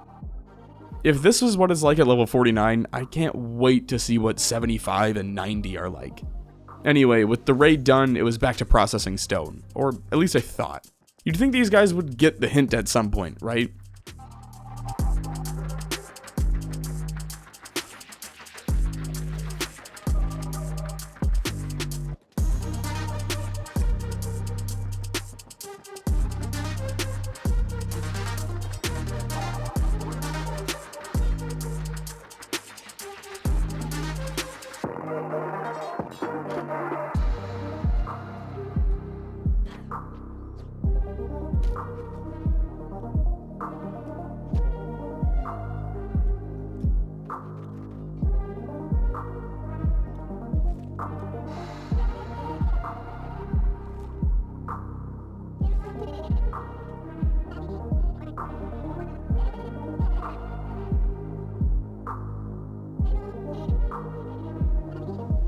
This one was pretty quick, even though they brought like 20 guys to the fight.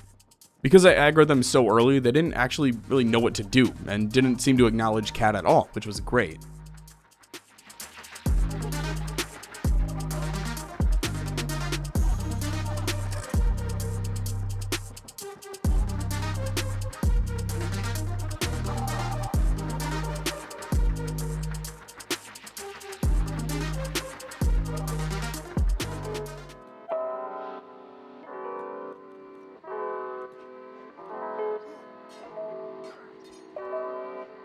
After about an hour or so, they kind of just got bored and went home, allowing us to finally get to work on the outpost. Thankfully, we were able to spend most of day 35 working uninterrupted. I say most because at the end of the day, a group of triangle bandits got into it with some escaped servants, which spilled over into our yellow tape, forcing Girth to slaughter all of them while Cat bled out in the corner.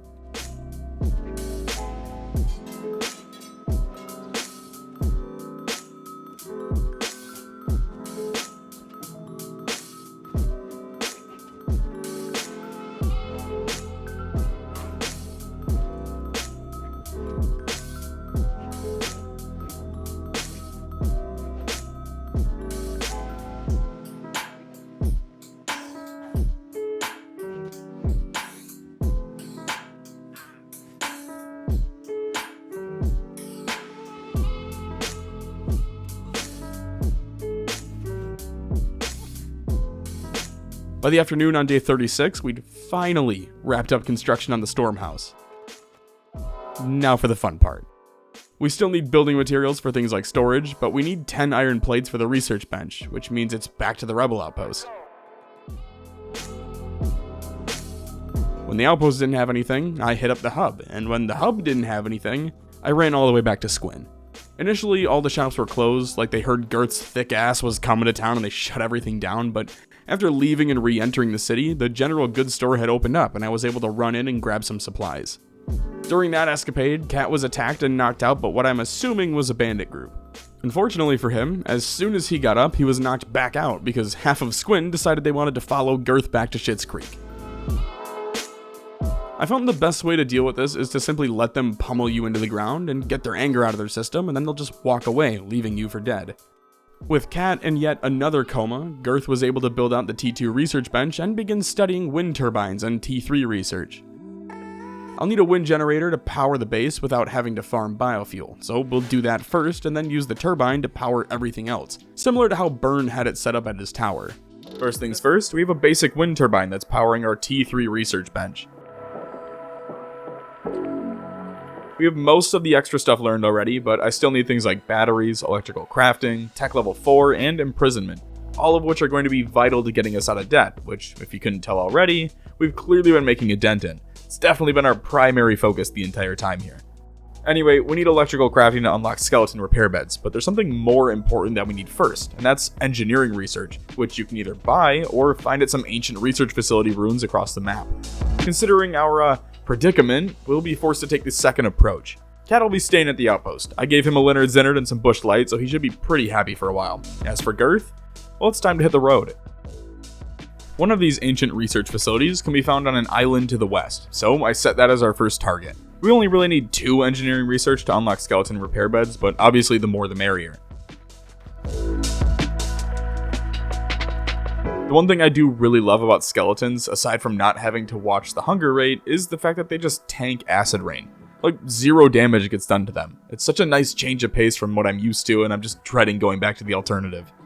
Thank God for robotic limbs though, because being able to traverse the map in 4 hours is incredible.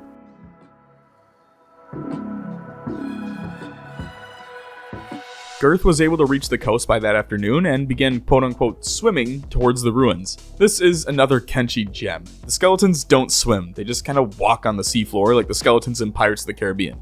The first one, not the coked out fever dreams that the later installments brought.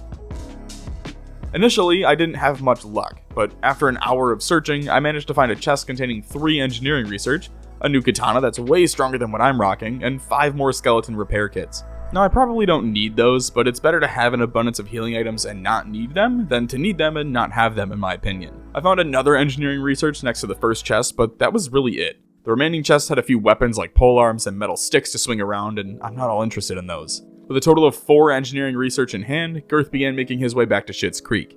Ideally, he'd be able to get home the same day and could spend the night researching. I've also kind of decided that I don't want to just keep cheesing my way out of basic shit by stealing things. I feel like that kind of takes away from the sentiment a bit, and if you can just take whatever you need. So, going forward, I'm only going to steal things I can't work around. When it comes to supplies, I'm planning to make the rest myself since I can now craft iron plates and building materials. The only items I see myself stealing in the future are different robotic limbs or maybe some more repair kits or backpacks, but even then, it feels like anywhere I loot has some type of medical supplies sitting in it. Anyway, he didn't make it back that day, but Girth managed to reach Schitt's Creek just after midnight on day 42. As soon as he reached the research bench, he dumped the engineering research in and added skeleton repair beds to the queue. From there, he spent the entire night wiggling his hands over the bench, waiting for something amazing to happen. It's worth noting that the bench is only operating at about 64% efficiency due to the lack of wind reaching the turbine, but anything is better than nothing, I suppose. That being said, as soon as the sun rose, efficiency shot up to 95%, which is the cap, so I was happy with that. This is gonna take some time though. There's well over a day of research to get through, especially considering that Tech Level 4 is 10 hours by itself. The big one I'm looking at is imprisonment though. That's what's gonna fix our relationship with some of these factions. I'll talk more about that in a bit though. For now, I'm just gonna speed through this portion and I'll see you all when our research is completed. Well, howdy. It's been about 2 days, but we've managed to knock out pretty much everything we needed to. There's obviously some more shit we could research, but we'll focus on that another time. Since it's almost nightfall, I placed a few blueprints for a prisoner cage and a skeleton repair bed. These blueprints cost a total of 9 iron plates, 5 electrical components, and 2 copper. I have the electrical components and some of the iron plates, but we'll need to grab the rest still. Since I have an iron processor now, the plan is pretty simple. Over the course of the night, Girth and Cat were able to gather 2 copper and the 9 or so iron plates needed to build up the skeleton bed and the prisoner cage. Now for the cheese. If we want to start making progress towards repairing relations with the world's most important factions, we'll need to first imprison them. Only after caging our enemies can we force them to love us, starting with the tech hunters. Why the tech hunters first? Well, it's all part of a larger plan. See, tech hunters control Flats Lagoon, and we're gonna need to use and abuse Flats Lagoon if we want to get out of this billion-dollar deficit. Initially, I was going to ignore this, but I feel like we've gone a considerable amount of time without some combat, so here's Girth kicking the absolute shit out of some wannabe karate kids called the Guerrilla Bandits.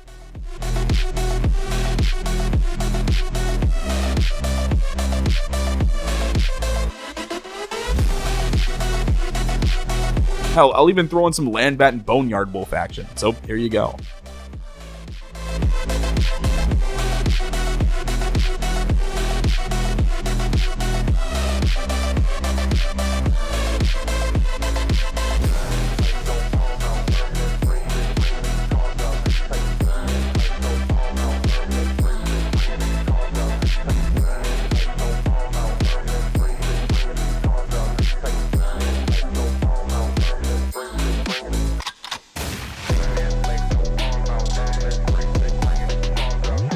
Alright, on to Flats Lagoon.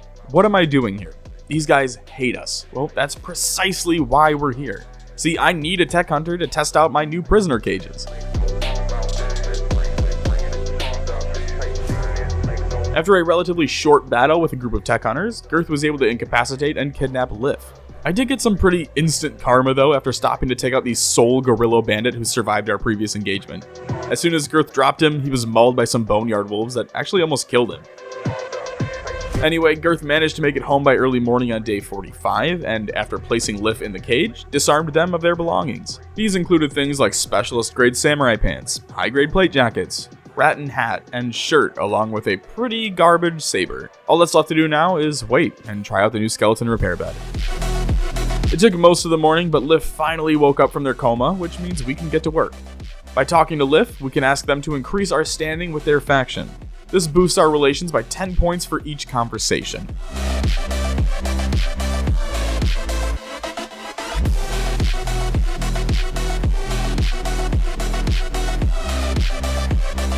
After only an hour of this method, the tech hunters were no longer hostile towards us, and by noon, they were officially our first allies. At this point, I decided to recruit Lif, as we'll need a considerable amount of bodies in the future. Lif ended up being a fantastic addition. Just look at their stats. An absolute unit for us. With that being said, I queued up some more research for us to prep for the next objective. I'm going to have Lif focus on that, while Girth goes to hit up some more ancient libraries to gather ancient science books and engineering research.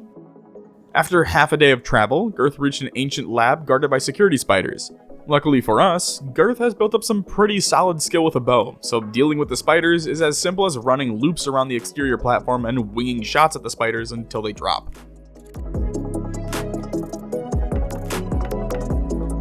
These guys come with AI cores, electrical components, and iron plates, all of which are extremely useful to us. The rest of the day was spent fighting several more security spiders and looting them for their AI cores.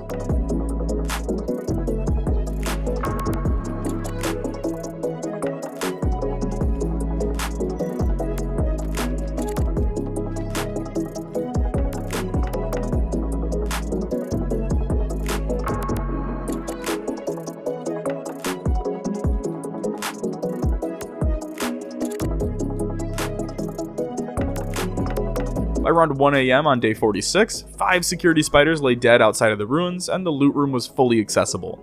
Most of the locked chests contained things like medical supplies and general loot, but the ancient safe had 7 ancient science books and 8 generator cores. Since these cores are so heavy and I have a very limited inventory space, I left 5 of the cores there. There was also a locked safe that I was unable to open since Girth didn't have the required lockpicking skill, so I just made a note and sent Girth back to base. By mid-morning, Girth had made it home and dumped the AI cores and ancient science books into the research bench, which allowed the group to begin researching on harpoon turrets. There's still a ton of supplies that need to be gathered via manual labor, so I'll let Lif and Kat continue to make progress on that. What we need now is manpower. Well, maybe not manpower. What we really need is more like robotic slavery. To do this, I sent Girth to Venge. You'll see why shortly. I also placed a blueprint for another prisoner cage so that we can double up production. After a day of searching, Girth managed to find a group of weak thrall roaming around. This is huge for us, since we can just knock out and kidnap the robots, bring them back to Schitt's Creek, and then convert them to our cause. Because of this, I grabbed Kat and Lif and sent them over to Girth to carry a few of the robots back.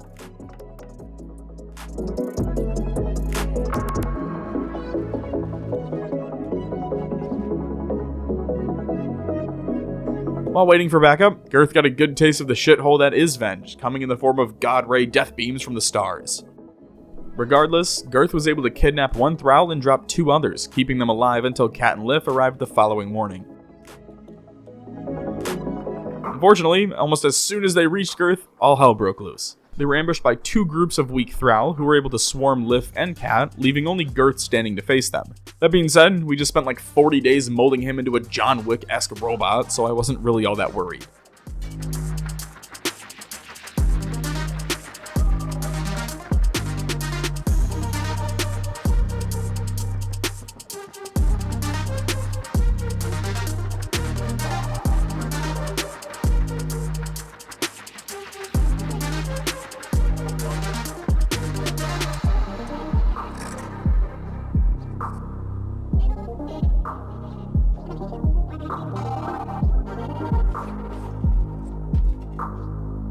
On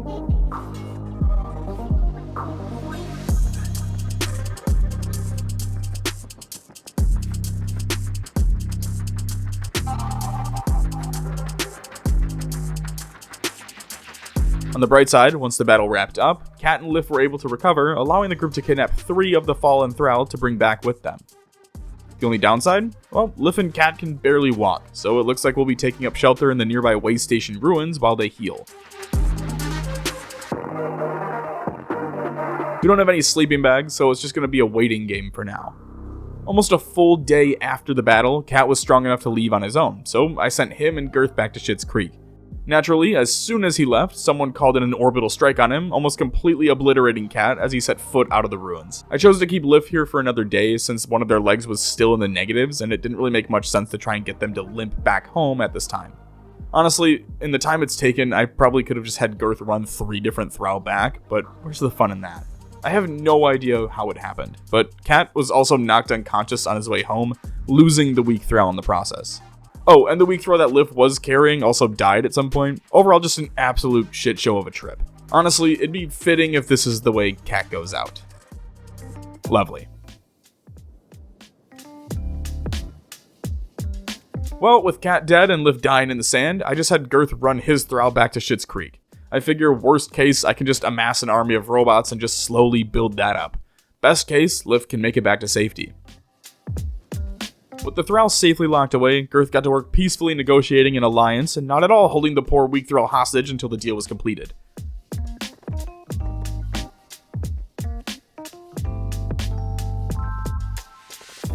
Once the alliance was forged, I moved the weak thrall into the stone mines and sent Girth out to retrieve Lif. Girth will have to move quickly though, since Lif just passed out and is being eaten alive. Even at 40 miles an hour, he's not fast enough to save Lif. Meaning, in an attempt to start a robot army, it cost us the 2 humans on our team. When Girth finally did make it to Lif's body, all that remained was a pond of blood. With nothing left to lose, it's back to farming for weak thrall.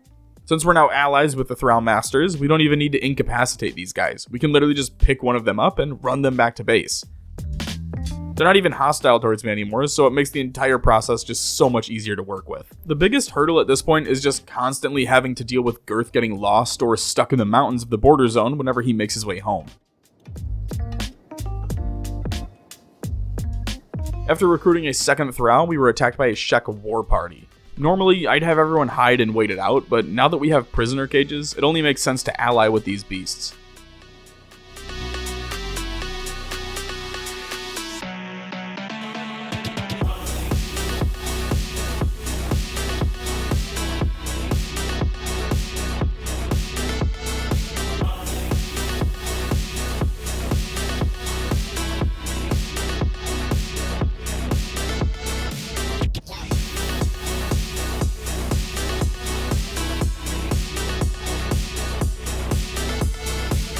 Took a few well-placed shots and an over-reliance on toughness, but Girth managed to take out a few of the Sheks and bring one back to the cages.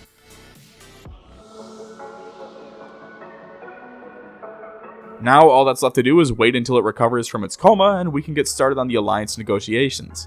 To compensate for the fact that we had a Shek sleeping in one of those cages, we built out the second cage before continuing our mission to gather up more weak thrall. Over the next several days, I mainly focused on capturing as many weak thrall as possible. I even developed a system where I'd send a weak thrall to meet up with Girth at a crossroads so that he could deliver one and then get back to hunting as quickly as possible. The best part is that dust bandits like to hang out here, so I even get to get some pretty clean shots in with the crossbow every once in a while, just to keep things from getting too boring. During all of this, the Shek warrior finally woke up, so we were able to forge an alliance with them before letting him head home. One of the greatest benefits of allying with the Sheks is the fact that whenever a raid starts making its way to our base, a Shek war party will show up to help defend it. It works out great for situations like this where Girth is away, so all my thralls are in danger.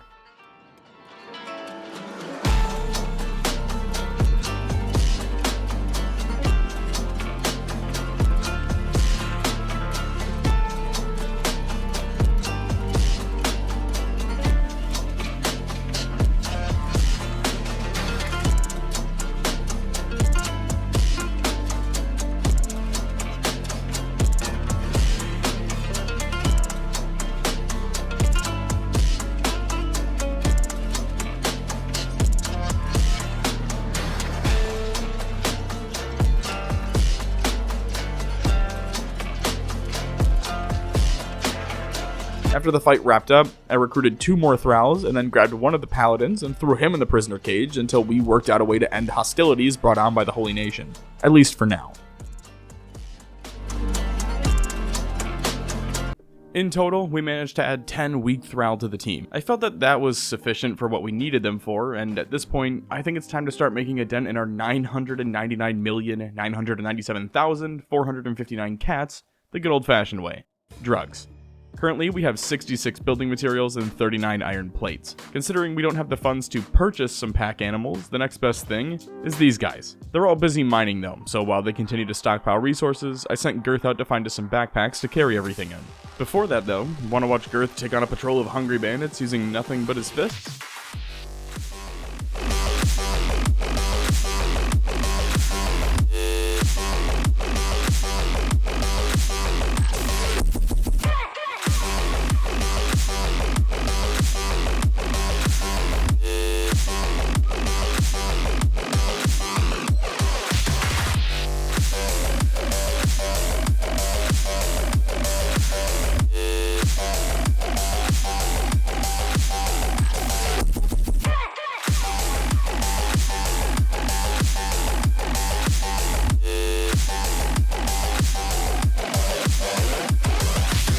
What a god. As soon as he made it to Squin, Girth was approached by a random shek looking to start some shit. I've never seen this happen before, but as soon as he opened his mouth, a ton of nearby shek warriors came over and just jumped the guy, knocked him out, and then just took him away, never to be seen again. On my first run, I was able to steal 5 wooden backpacks, which allow you to stack resources in them. Remember when I did that with iron like an hour ago? Good times, good times. Look how far we've come. Anyway, this is all to distract you from the fact that Girth was seen while leaving, which ended the alliance with us and the tech hunters. No big deal though, we'll just need to capture another and throw him in one of our cages until they reconsider.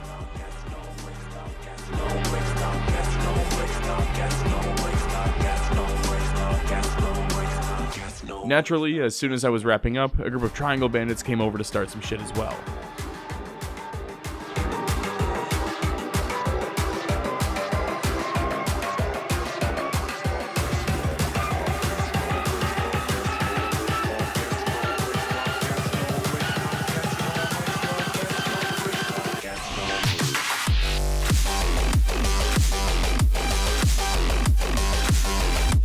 I thought this was pretty funny, but I love that the shek guards waited until there were like 2 bandits left before coming to assist. Like they just sat back there the whole time watching Girth take on 6 contestants from Skid Row and only decided to come help after the fight was practically over.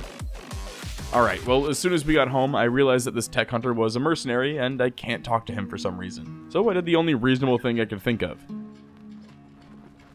It's alright though, it just means we'll need to go kidnap another from Flats Lagoon or something. I don't know, we'll figure it out later. In the meantime, it's back to Squin for round 2.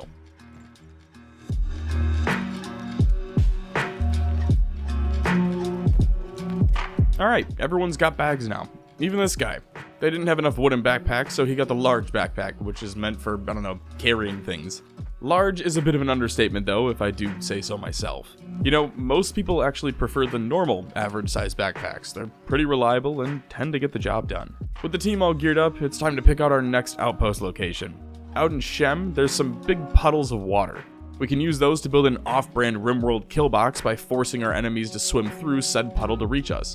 If we wall off the rest of the land, we can use that to build out our plantations. A better player would have made this symmetrical and fully planned out everything that you need to deal with the growing pains of this land. But I'm not that guy, so this is what we ended up with. Regardless, we're going to need like 60 or 70 building materials, a ton of copper and iron plates, and that's not even accounting for any of the interior objects where the battery banks will need to build out.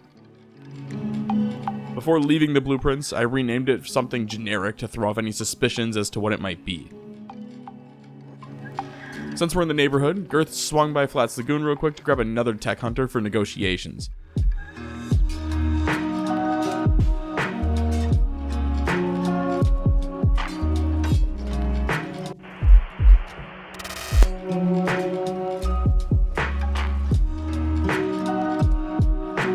After getting back to Schitt's Creek, I loaded up most of the thralls and prepped to head out, all before realizing that I needed some copper for the wind turbines, so I set a few thrall onto mining.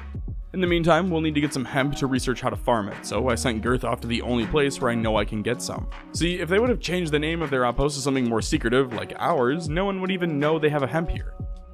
Aside from having to get around the security spider, the whole process was super easy. There's hemp just sitting in barrels inside some of the buildings, so it was really just as simple as walking in, grabbing the hemp, and then running home. Back at Schitt's Creek, we can dump the hemp into the research bench and start learning how to grow things in the ground. Once that was taken care of, we met with the tech hunters and formed an alliance. All that's left to do now is get the fuck out of here. Well, sorta. We still have a shit ton of research to work through, so here's what we're gonna do. We're gonna send all the thrall out to start building the wall, as the Texans say, and in the meantime, Girth's gonna hang out here and study things like liberal arts and how to increase killing capacity of harpoon turrets, basic college stuff. Anyway, the thrall managed to make it partially down the hill before getting absolutely decimated by a pack of Garu.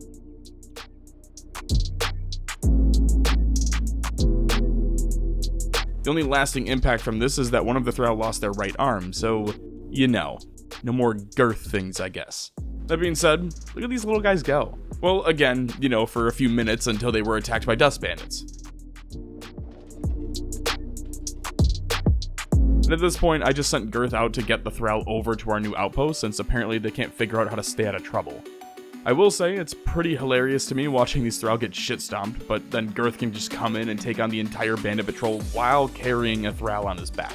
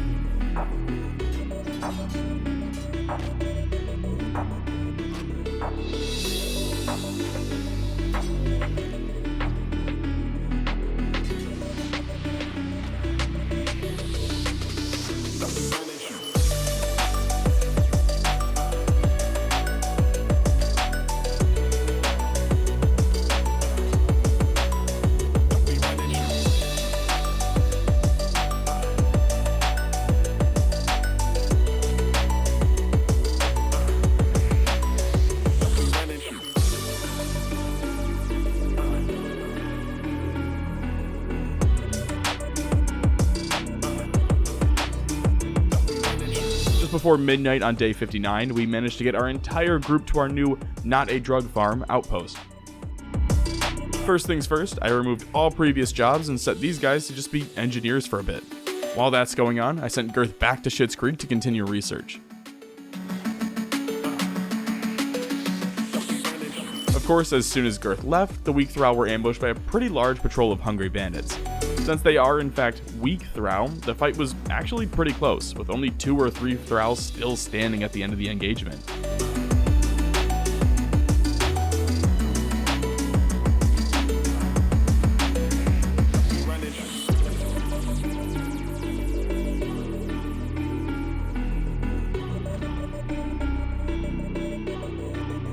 Because of this, I sent Girth back yet again to heal up some of the thrall, as well as deal with some members of the Band of Bones who were just dicking around near me for some reason. For like the 3rd time, as soon as Girth left, another group of bandits showed up, leading to another fight.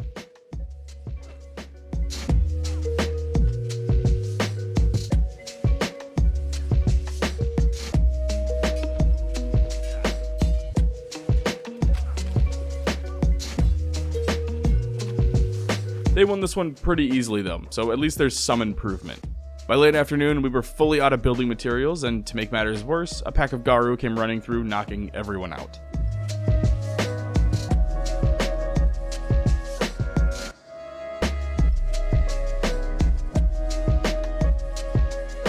I thought about leaving the group there and just sending a few thrall back to keep stacking building materials, but considering everyone out here hates us and we suck at fighting, it was safer to make the trek back to Schitt's Creek than just sit here in the desert.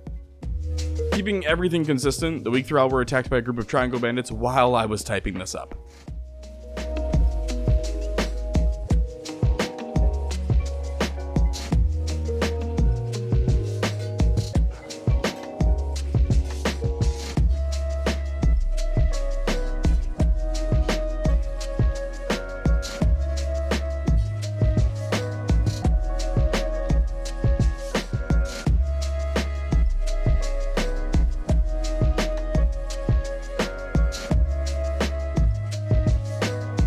was going to skip the whole portion since it was just more grinding, but there was a pretty large battle that took place on the morning of day 61 that I just had to include here.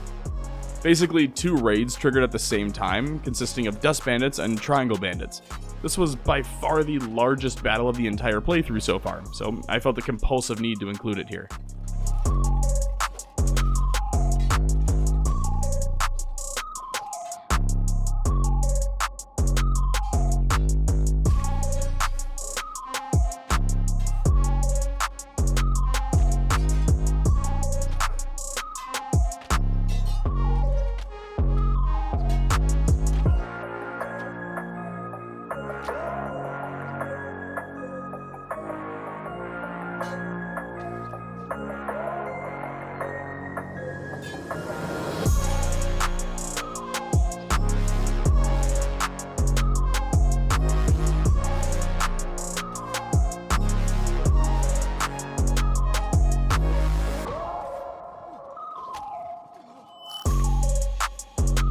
Then, as that clusterfuck was wrapping up, a squad of hungry bandits roamed in, making this a giant free-for-all.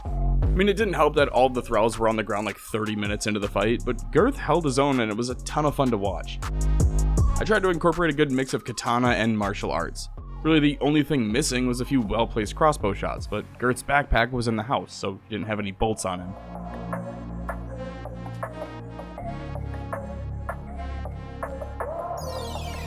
After the fight was finished, the big focus was getting everyone healed up.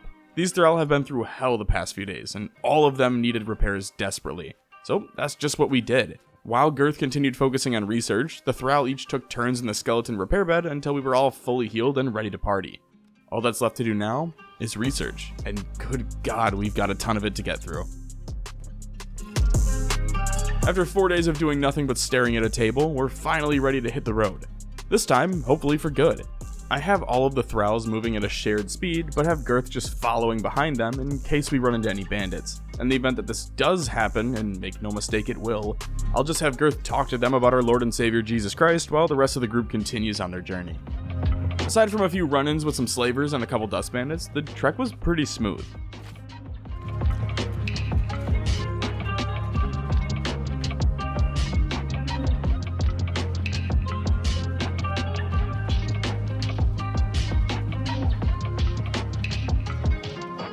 One of my favorite moments came right as we reached the outpost, when a group of hungry bandits came charging over a hill at the group. This whole scene reminded me a ton of the Two Towers, not the George Bush ones, the Lord of the Rings ones. Specifically that scene where they're making the journey to Helm's Deep and they fight all the wargs and Legolas is on the hilltop just lighting up the riders. Only this time, instead of riders, it was starving vagrants from Minneapolis.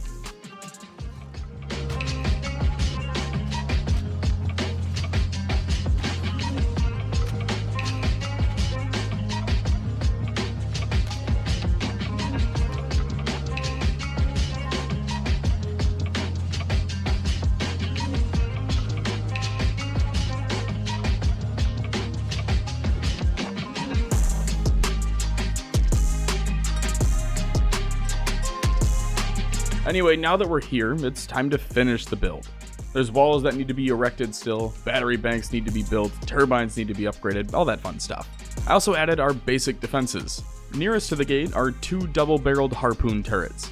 The rest are just your standard run-of-the-mill Mark II harpoon turrets. Essentially, if anyone gets in, they won't make it through the river. It'll be like Vietnam, but instead of in the trees, we'll be in the sand or something. I don't know, still working on that one. Nearing the end of a day of hard work, we were made aware that a Triangle Bandit assault would be coming our way. Since we can't have a raid screwing up our progress, I sent Girth out to deal with them in the dunes. In perfect timing, a group of hungry bandits was passing through, so I kited the Triangle Bandits into the hungry bandits, breaking out into another free-for-all styled fight.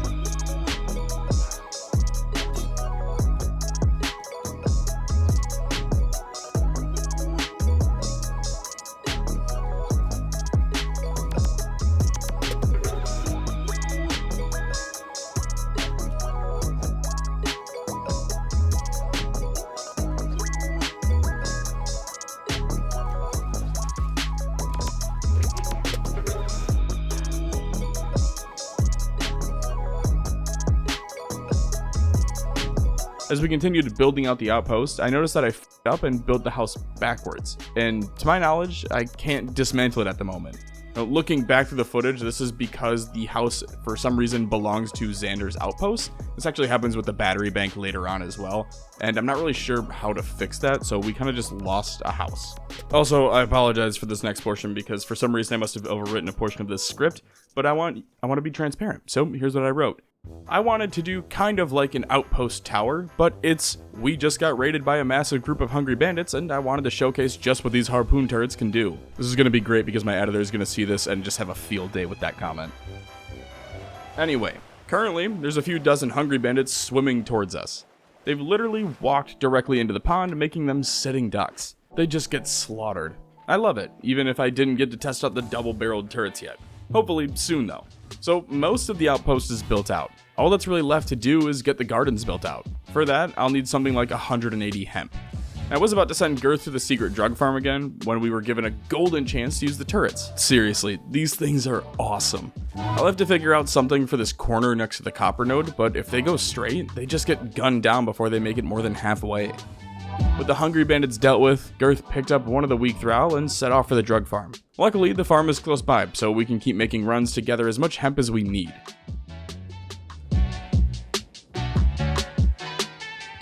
Between Girth and the thrall, we're able to grab 80 hemp per run.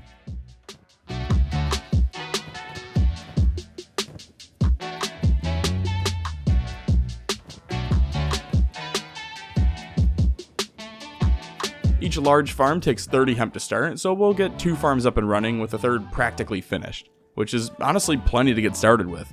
We can just take the hemp from the first harvest and add it to the subsequent farms. With 2 farms started, I assigned 1 thrall to each, and then 2 thralls to the water tanks to keep our stock up. These are going to take a few days to grow, so I'll see you when that happens. The biggest issue we're running into right off the jump is that skeletons are shitty farmers. Typically, you want to go get some Greenlanders to handle your crops, but they require food, so we just have to deal with the fact that this is going to be an incredibly tedious process for a few days until we get all these hemp farms up and running. That being said, we were able to get a 3rd hemp farm started with the harvest from the first 2. I have 3 more plots built out right now, but even if we just get 1 per harvest, that'll be huge for us. This is what life is going to be like for the next few days until we get our plantation built out a little more and our thralls sufficiently leveled. At this rate, we should have the other 2 fields ready to go by the end of next harvest. Then, we can start focusing on mass producing the finest narcotics east of the border zone. While we wait for the harvest to start churning out results, Girth's big mission is to continue to recruit thrall.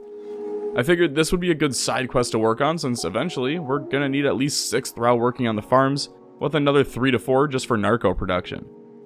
At this point, I just tried to organize my current thrall into working squads. The thrall army will stand as a holding squad, while the rest are self-explanatory. The hemp farm is for the field workers. At 6 farm plots, I have each working 2 fields.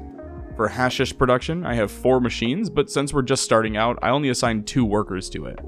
That leaves me with 3 leftover thrall when you take into account that 1 is assigned purely to transport water from the wells to the tankers.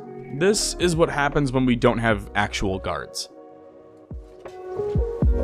The fight honestly would have been winnable with just the thralls had the dust bandits not shown up, but again, this is the price I pay for not having adequate guards stationed.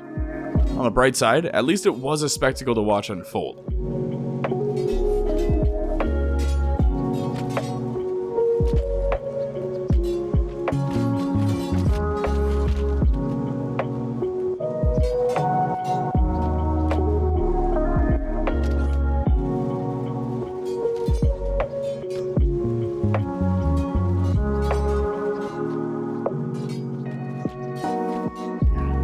A lot of the fights so far have been very up and down, and they're becoming a little more exciting to watch as we continue to improve in combat.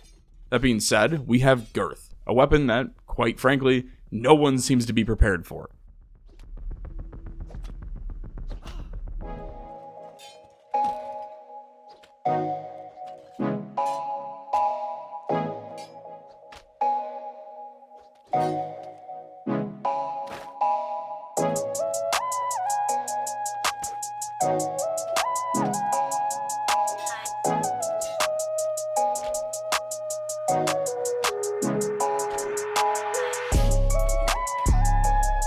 We have 2 thrall that are missing limbs, but other than that, everyone is going to be fine. set the two cripples to be our runners. Not sure how that's gonna work, but in my head, they'll be the ones transporting the hemp and hash to their correct chest in our storage room. This leaves one lone thrall to kind of just do whatever. I do want to get a corpse incinerator built out and then get started on a little side project with Girth to keep myself occupied while we produce enough substances to make Pablo Escobar blush. One of the reasons I love Shem so much is because just look at the size of some of these patrols. You just don't get that in the border zone.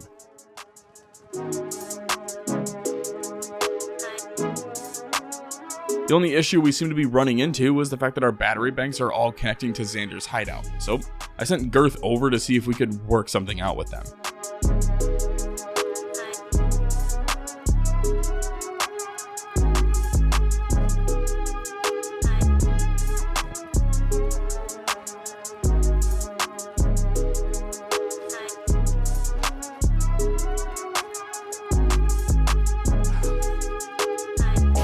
After a quick talk with the neighbors, I stole Xander's arm to give to one of the runners and brought him back to the outpost to make sure he was gonna die.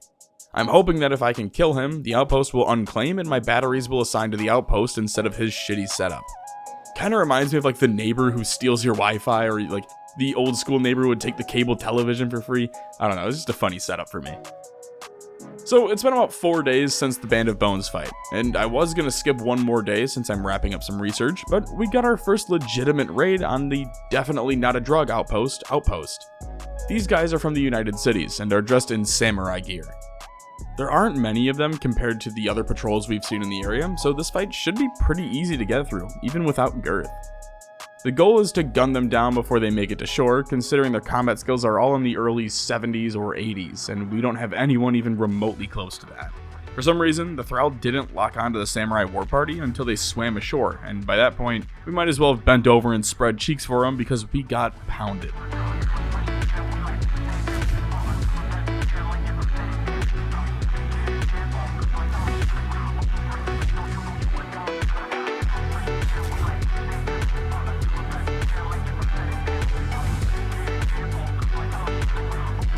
The fight lasted less than 2 hours, during which all of our thrall were knocked unconscious, and the samurai didn't lose a single soldier. Just absolutely dog-walked. I like to imagine the fight would have been different with Girth here, but let's be real. He'd struggle to win a one-on-one against any of these guys, let alone taking on the entire war party. We'll need to prepare a little better for next time, but I'm just happy everyone was able to recover without losing a thrall in the fight. While healing up, a pretty large, hungry bandit patrol was clearing up a nearby group of dust bandits, so I kept an eye on them in case they decided to come hit up our outpost. During the attack, one of the United City samurai made their way back into the pond for some reason. He must have gotten lost on his way back or something, I don't know, it doesn't matter. What does matter is that he took a few stray bolts, leaving him unconscious in the water and allowing us to loot him for some better gear.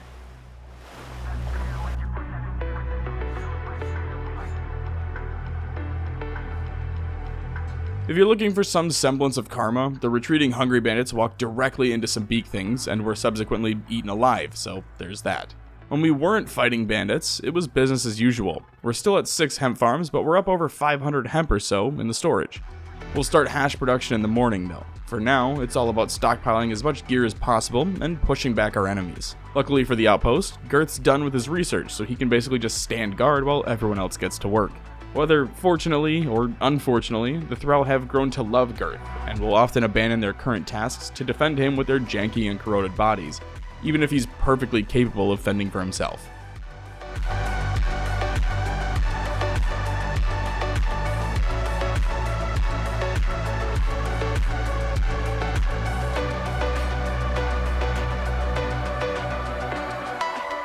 Alright, production is finally underway. It may have taken a few weeks to get everything set up, but we made it. So here's how it works. The farms grow hemp. We have one runner who brings the hemp to storage and another runner who supplies the hemp to the processors. We have 2 thrall who work on said processors, creating hash. That hash is then stored in crates in the building next door. We'll be selling in bulk, so best to get a stockpile before we head out. Obviously, if we have more thrall working on the processors, we'll be able to produce more hash at a faster rate, but that'll come in time. I did some quick math on the selling price at Flats Lagoon, and if we only sell narcotics, we'll need something like 1.3 million hashish, which would take potentially hundreds of days to complete. So, in the meantime, Girth will be getting into the arms trade. He'll be crafting several weapon varieties to test which one will make us the most cash, and then mass producing said weapon. This should help eat into the deficit a bit, and will serve as a nice change of pace from constant drug production. Whenever I get bored of this, I'm planning to just go recruit a few more thrall. Ideally, we have a few more gardens and at least 2 more thrall in the processors to reach maximum production. In the meantime, I've been using the runners to work on the open processors in between loads. By the end of our first day of weaponsmithing, Girth was already moving past rusted junk and we had produced around 30 hash. Not a great rate for that, but I'm sure we can start to speed that up, especially considering the fact that we didn't start on that until the afternoon. Early the next morning, we completed upgrades on the weaponsmith bench, but now we need fabric. I know I've been all over the place with this, but honestly, I'm just going to steal a ton of it and keep it moving. I think I've spent enough time doing this legit. That being said, I'm not going to steal items to resell. I think that would defeat the whole purpose of the grind if I just stole a bunch of robotic limbs and then sold them back.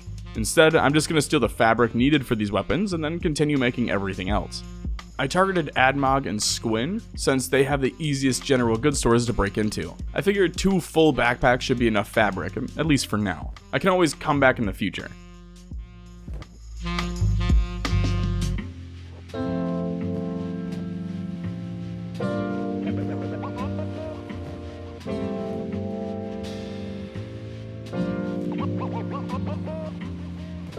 After hitting both Admog and Squin, I didn't even have a full backpack, so I hit up the rebel outpost near Schitt's Creek to see if there was anything I could take from there. Unfortunately, it looks like the rebel outpost has been completely abandoned. There's no one there and no fabric to loot. At this point, I figured I'd have better luck just hanging out around Squin and Admog for another day and grabbing more fabric from them.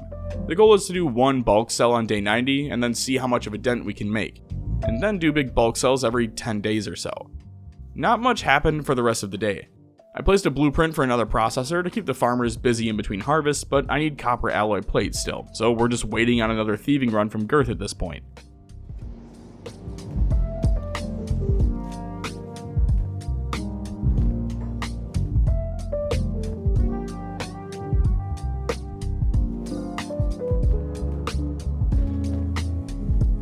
By the time the sun rose, I'd gathered about 8 copper alloys, which is enough for 3 more processors. As for the cloth, we now have 130 of it, so I'm hoping that'll be enough to last a while. Now it's back to weaponsmithing.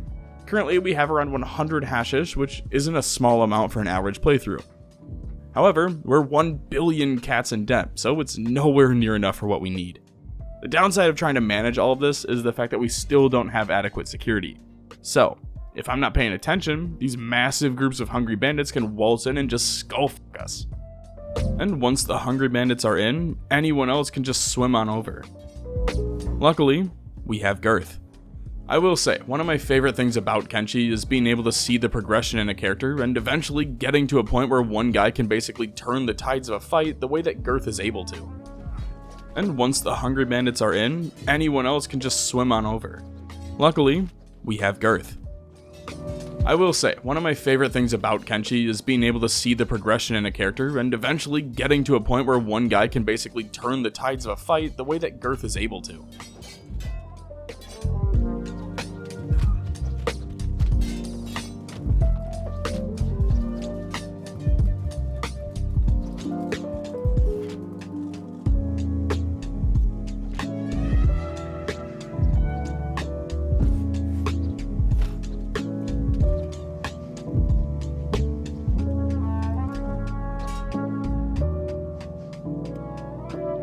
That being said, now that it's over, it's back to weaponsmithing. Barring any chaotic surprises, I'll see you all on day 90.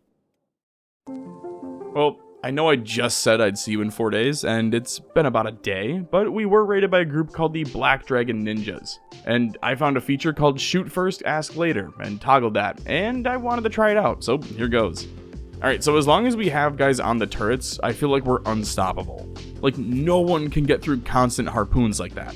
It's like D-Day for bandits, but instead of MG42s, it's harpoons getting fired out of a stationary turret, speeding at them going Mach Jesus. A direct impact is either going to leave them bleeding out, or literally sever a limb from their bodies. There's no way out of this without suffering extreme casualties or being maimed.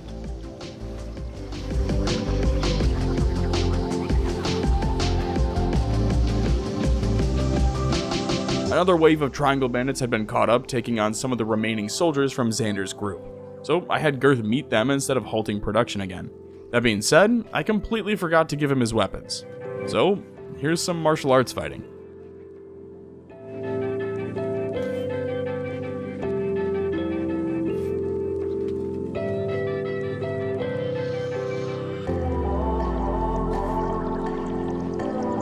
At least, I thought this was the war party.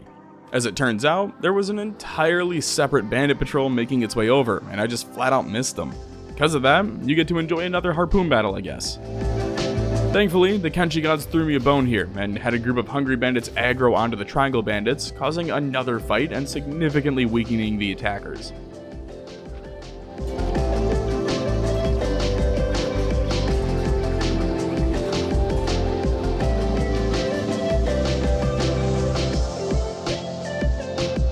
As this was wrapping up, a BOB party showed up, followed by a Beak Thing.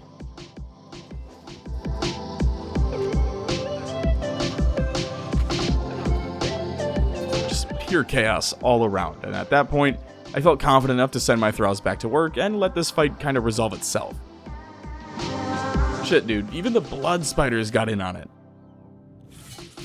On the bright side, with every band of bone soldier that falls, we gain another set of merc armor for our thrall. Anyway, since our iron plate refinery is now fully automatic, I added 2 additional hemp farms. I'm not sure we really need them, but it'll keep at least one of the farmers fully occupied. Well, it's day 90. Here's what we're working with. I have no idea how much this is. I just know it's a ton. Gert's gonna be carrying some weapons he made, plus a few katanas that we stole off some enemies, but with that, I sent them off to Flats for our first big sale. I did some math along the way and came up with about 300 hash in our inventory. Each wooden backpack can hold 72, and their personal inventory can hold an additional 10. A fully stacked thrall can now carry 82 hashes. While making our way over, the group was attacked by 2 Beak Things, as well as a nomad and his war party of goats, I guess.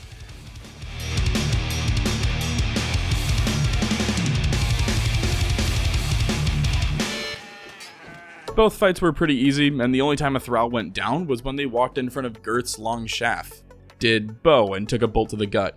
Because the thrall all have horrible strength and athletics, they can't keep up with Gert at max speed, meaning he's got to run at a brisk jog. This makes a short trip to Flats Lagoon take the better part of a day, which is a little ridiculous. I could probably transfer all this loot in the same amount of time just by making runs with Gert solo, so I'm going to try that out on day 100 and see what I end up with. There's no sense in taking 4 thrall off duties for a day to jog to a location when Gert could make 2 or 3 runs in the same amount of time by himself. Alright, let's get started. Weapons first. Fuck. I left the weapons bag back at the fight, and I have no idea where that was. Thank God it didn't despawn. Honestly, I don't know what I would have done if it did. Probably just stole a bunch of shit and out of spite. Anyway, while he runs back, let's see what we can sell the hash for.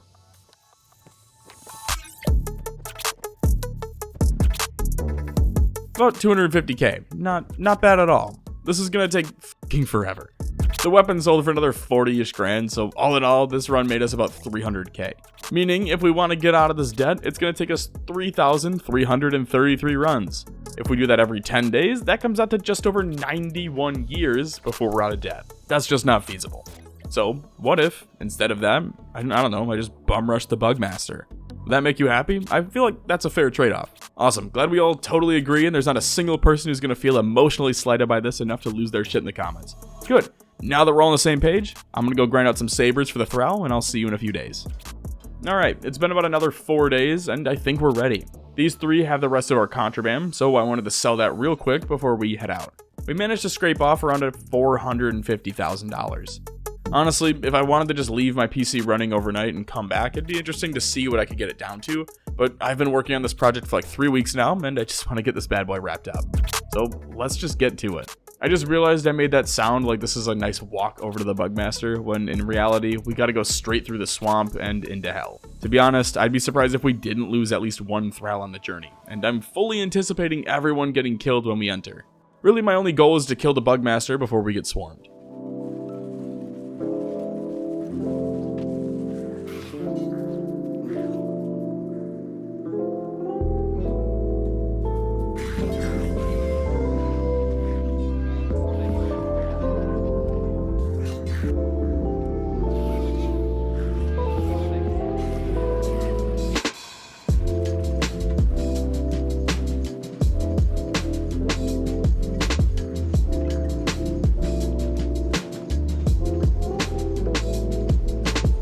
Aside from the swamp raptors and ninjas, we did manage to get in a good little prequel fight as a build up to the main event after catching the attention of some skin spiders.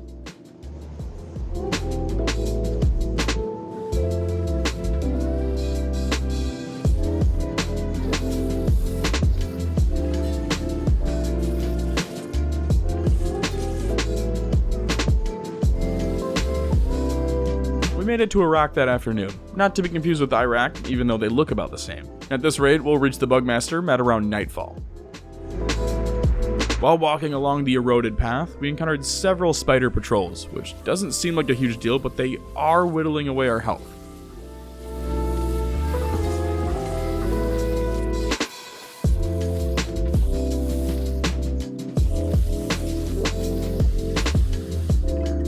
As we approached the Bugmaster's den, there were a group of bounty hunters being slaughtered by skin spiders out front. We tried to help them out, but then I realized they'd just come after Girth if they survived, so I left them for dead and pushed into the building.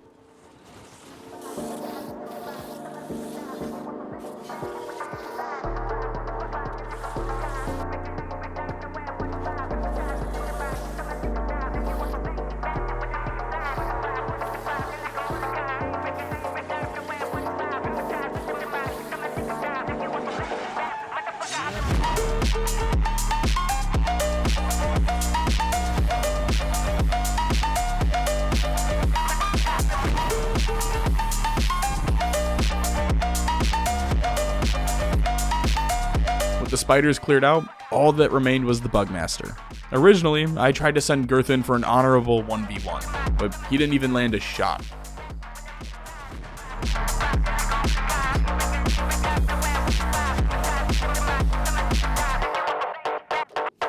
So, I thought to myself, why bring an army of weak thralls if you're not going to use them?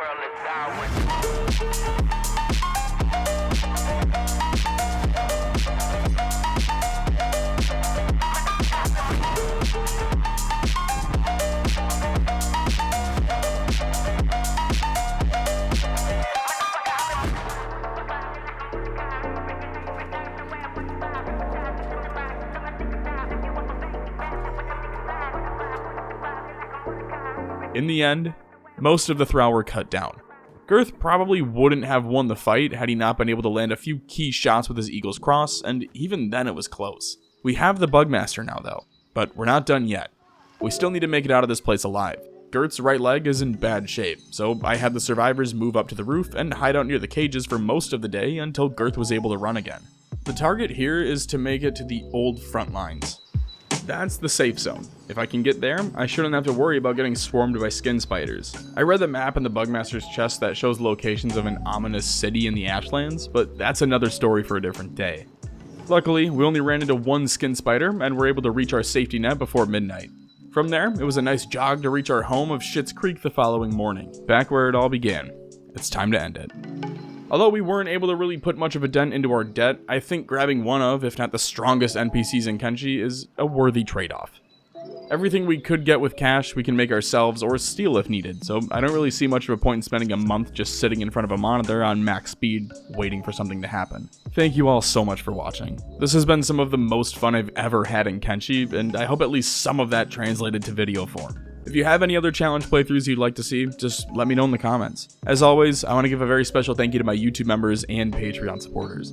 You guys play a crucial role in allowing me to make these larger projects, and I can't thank you enough for all your support. Until next time, I appreciate you all. stay safe, and thanks for stopping by.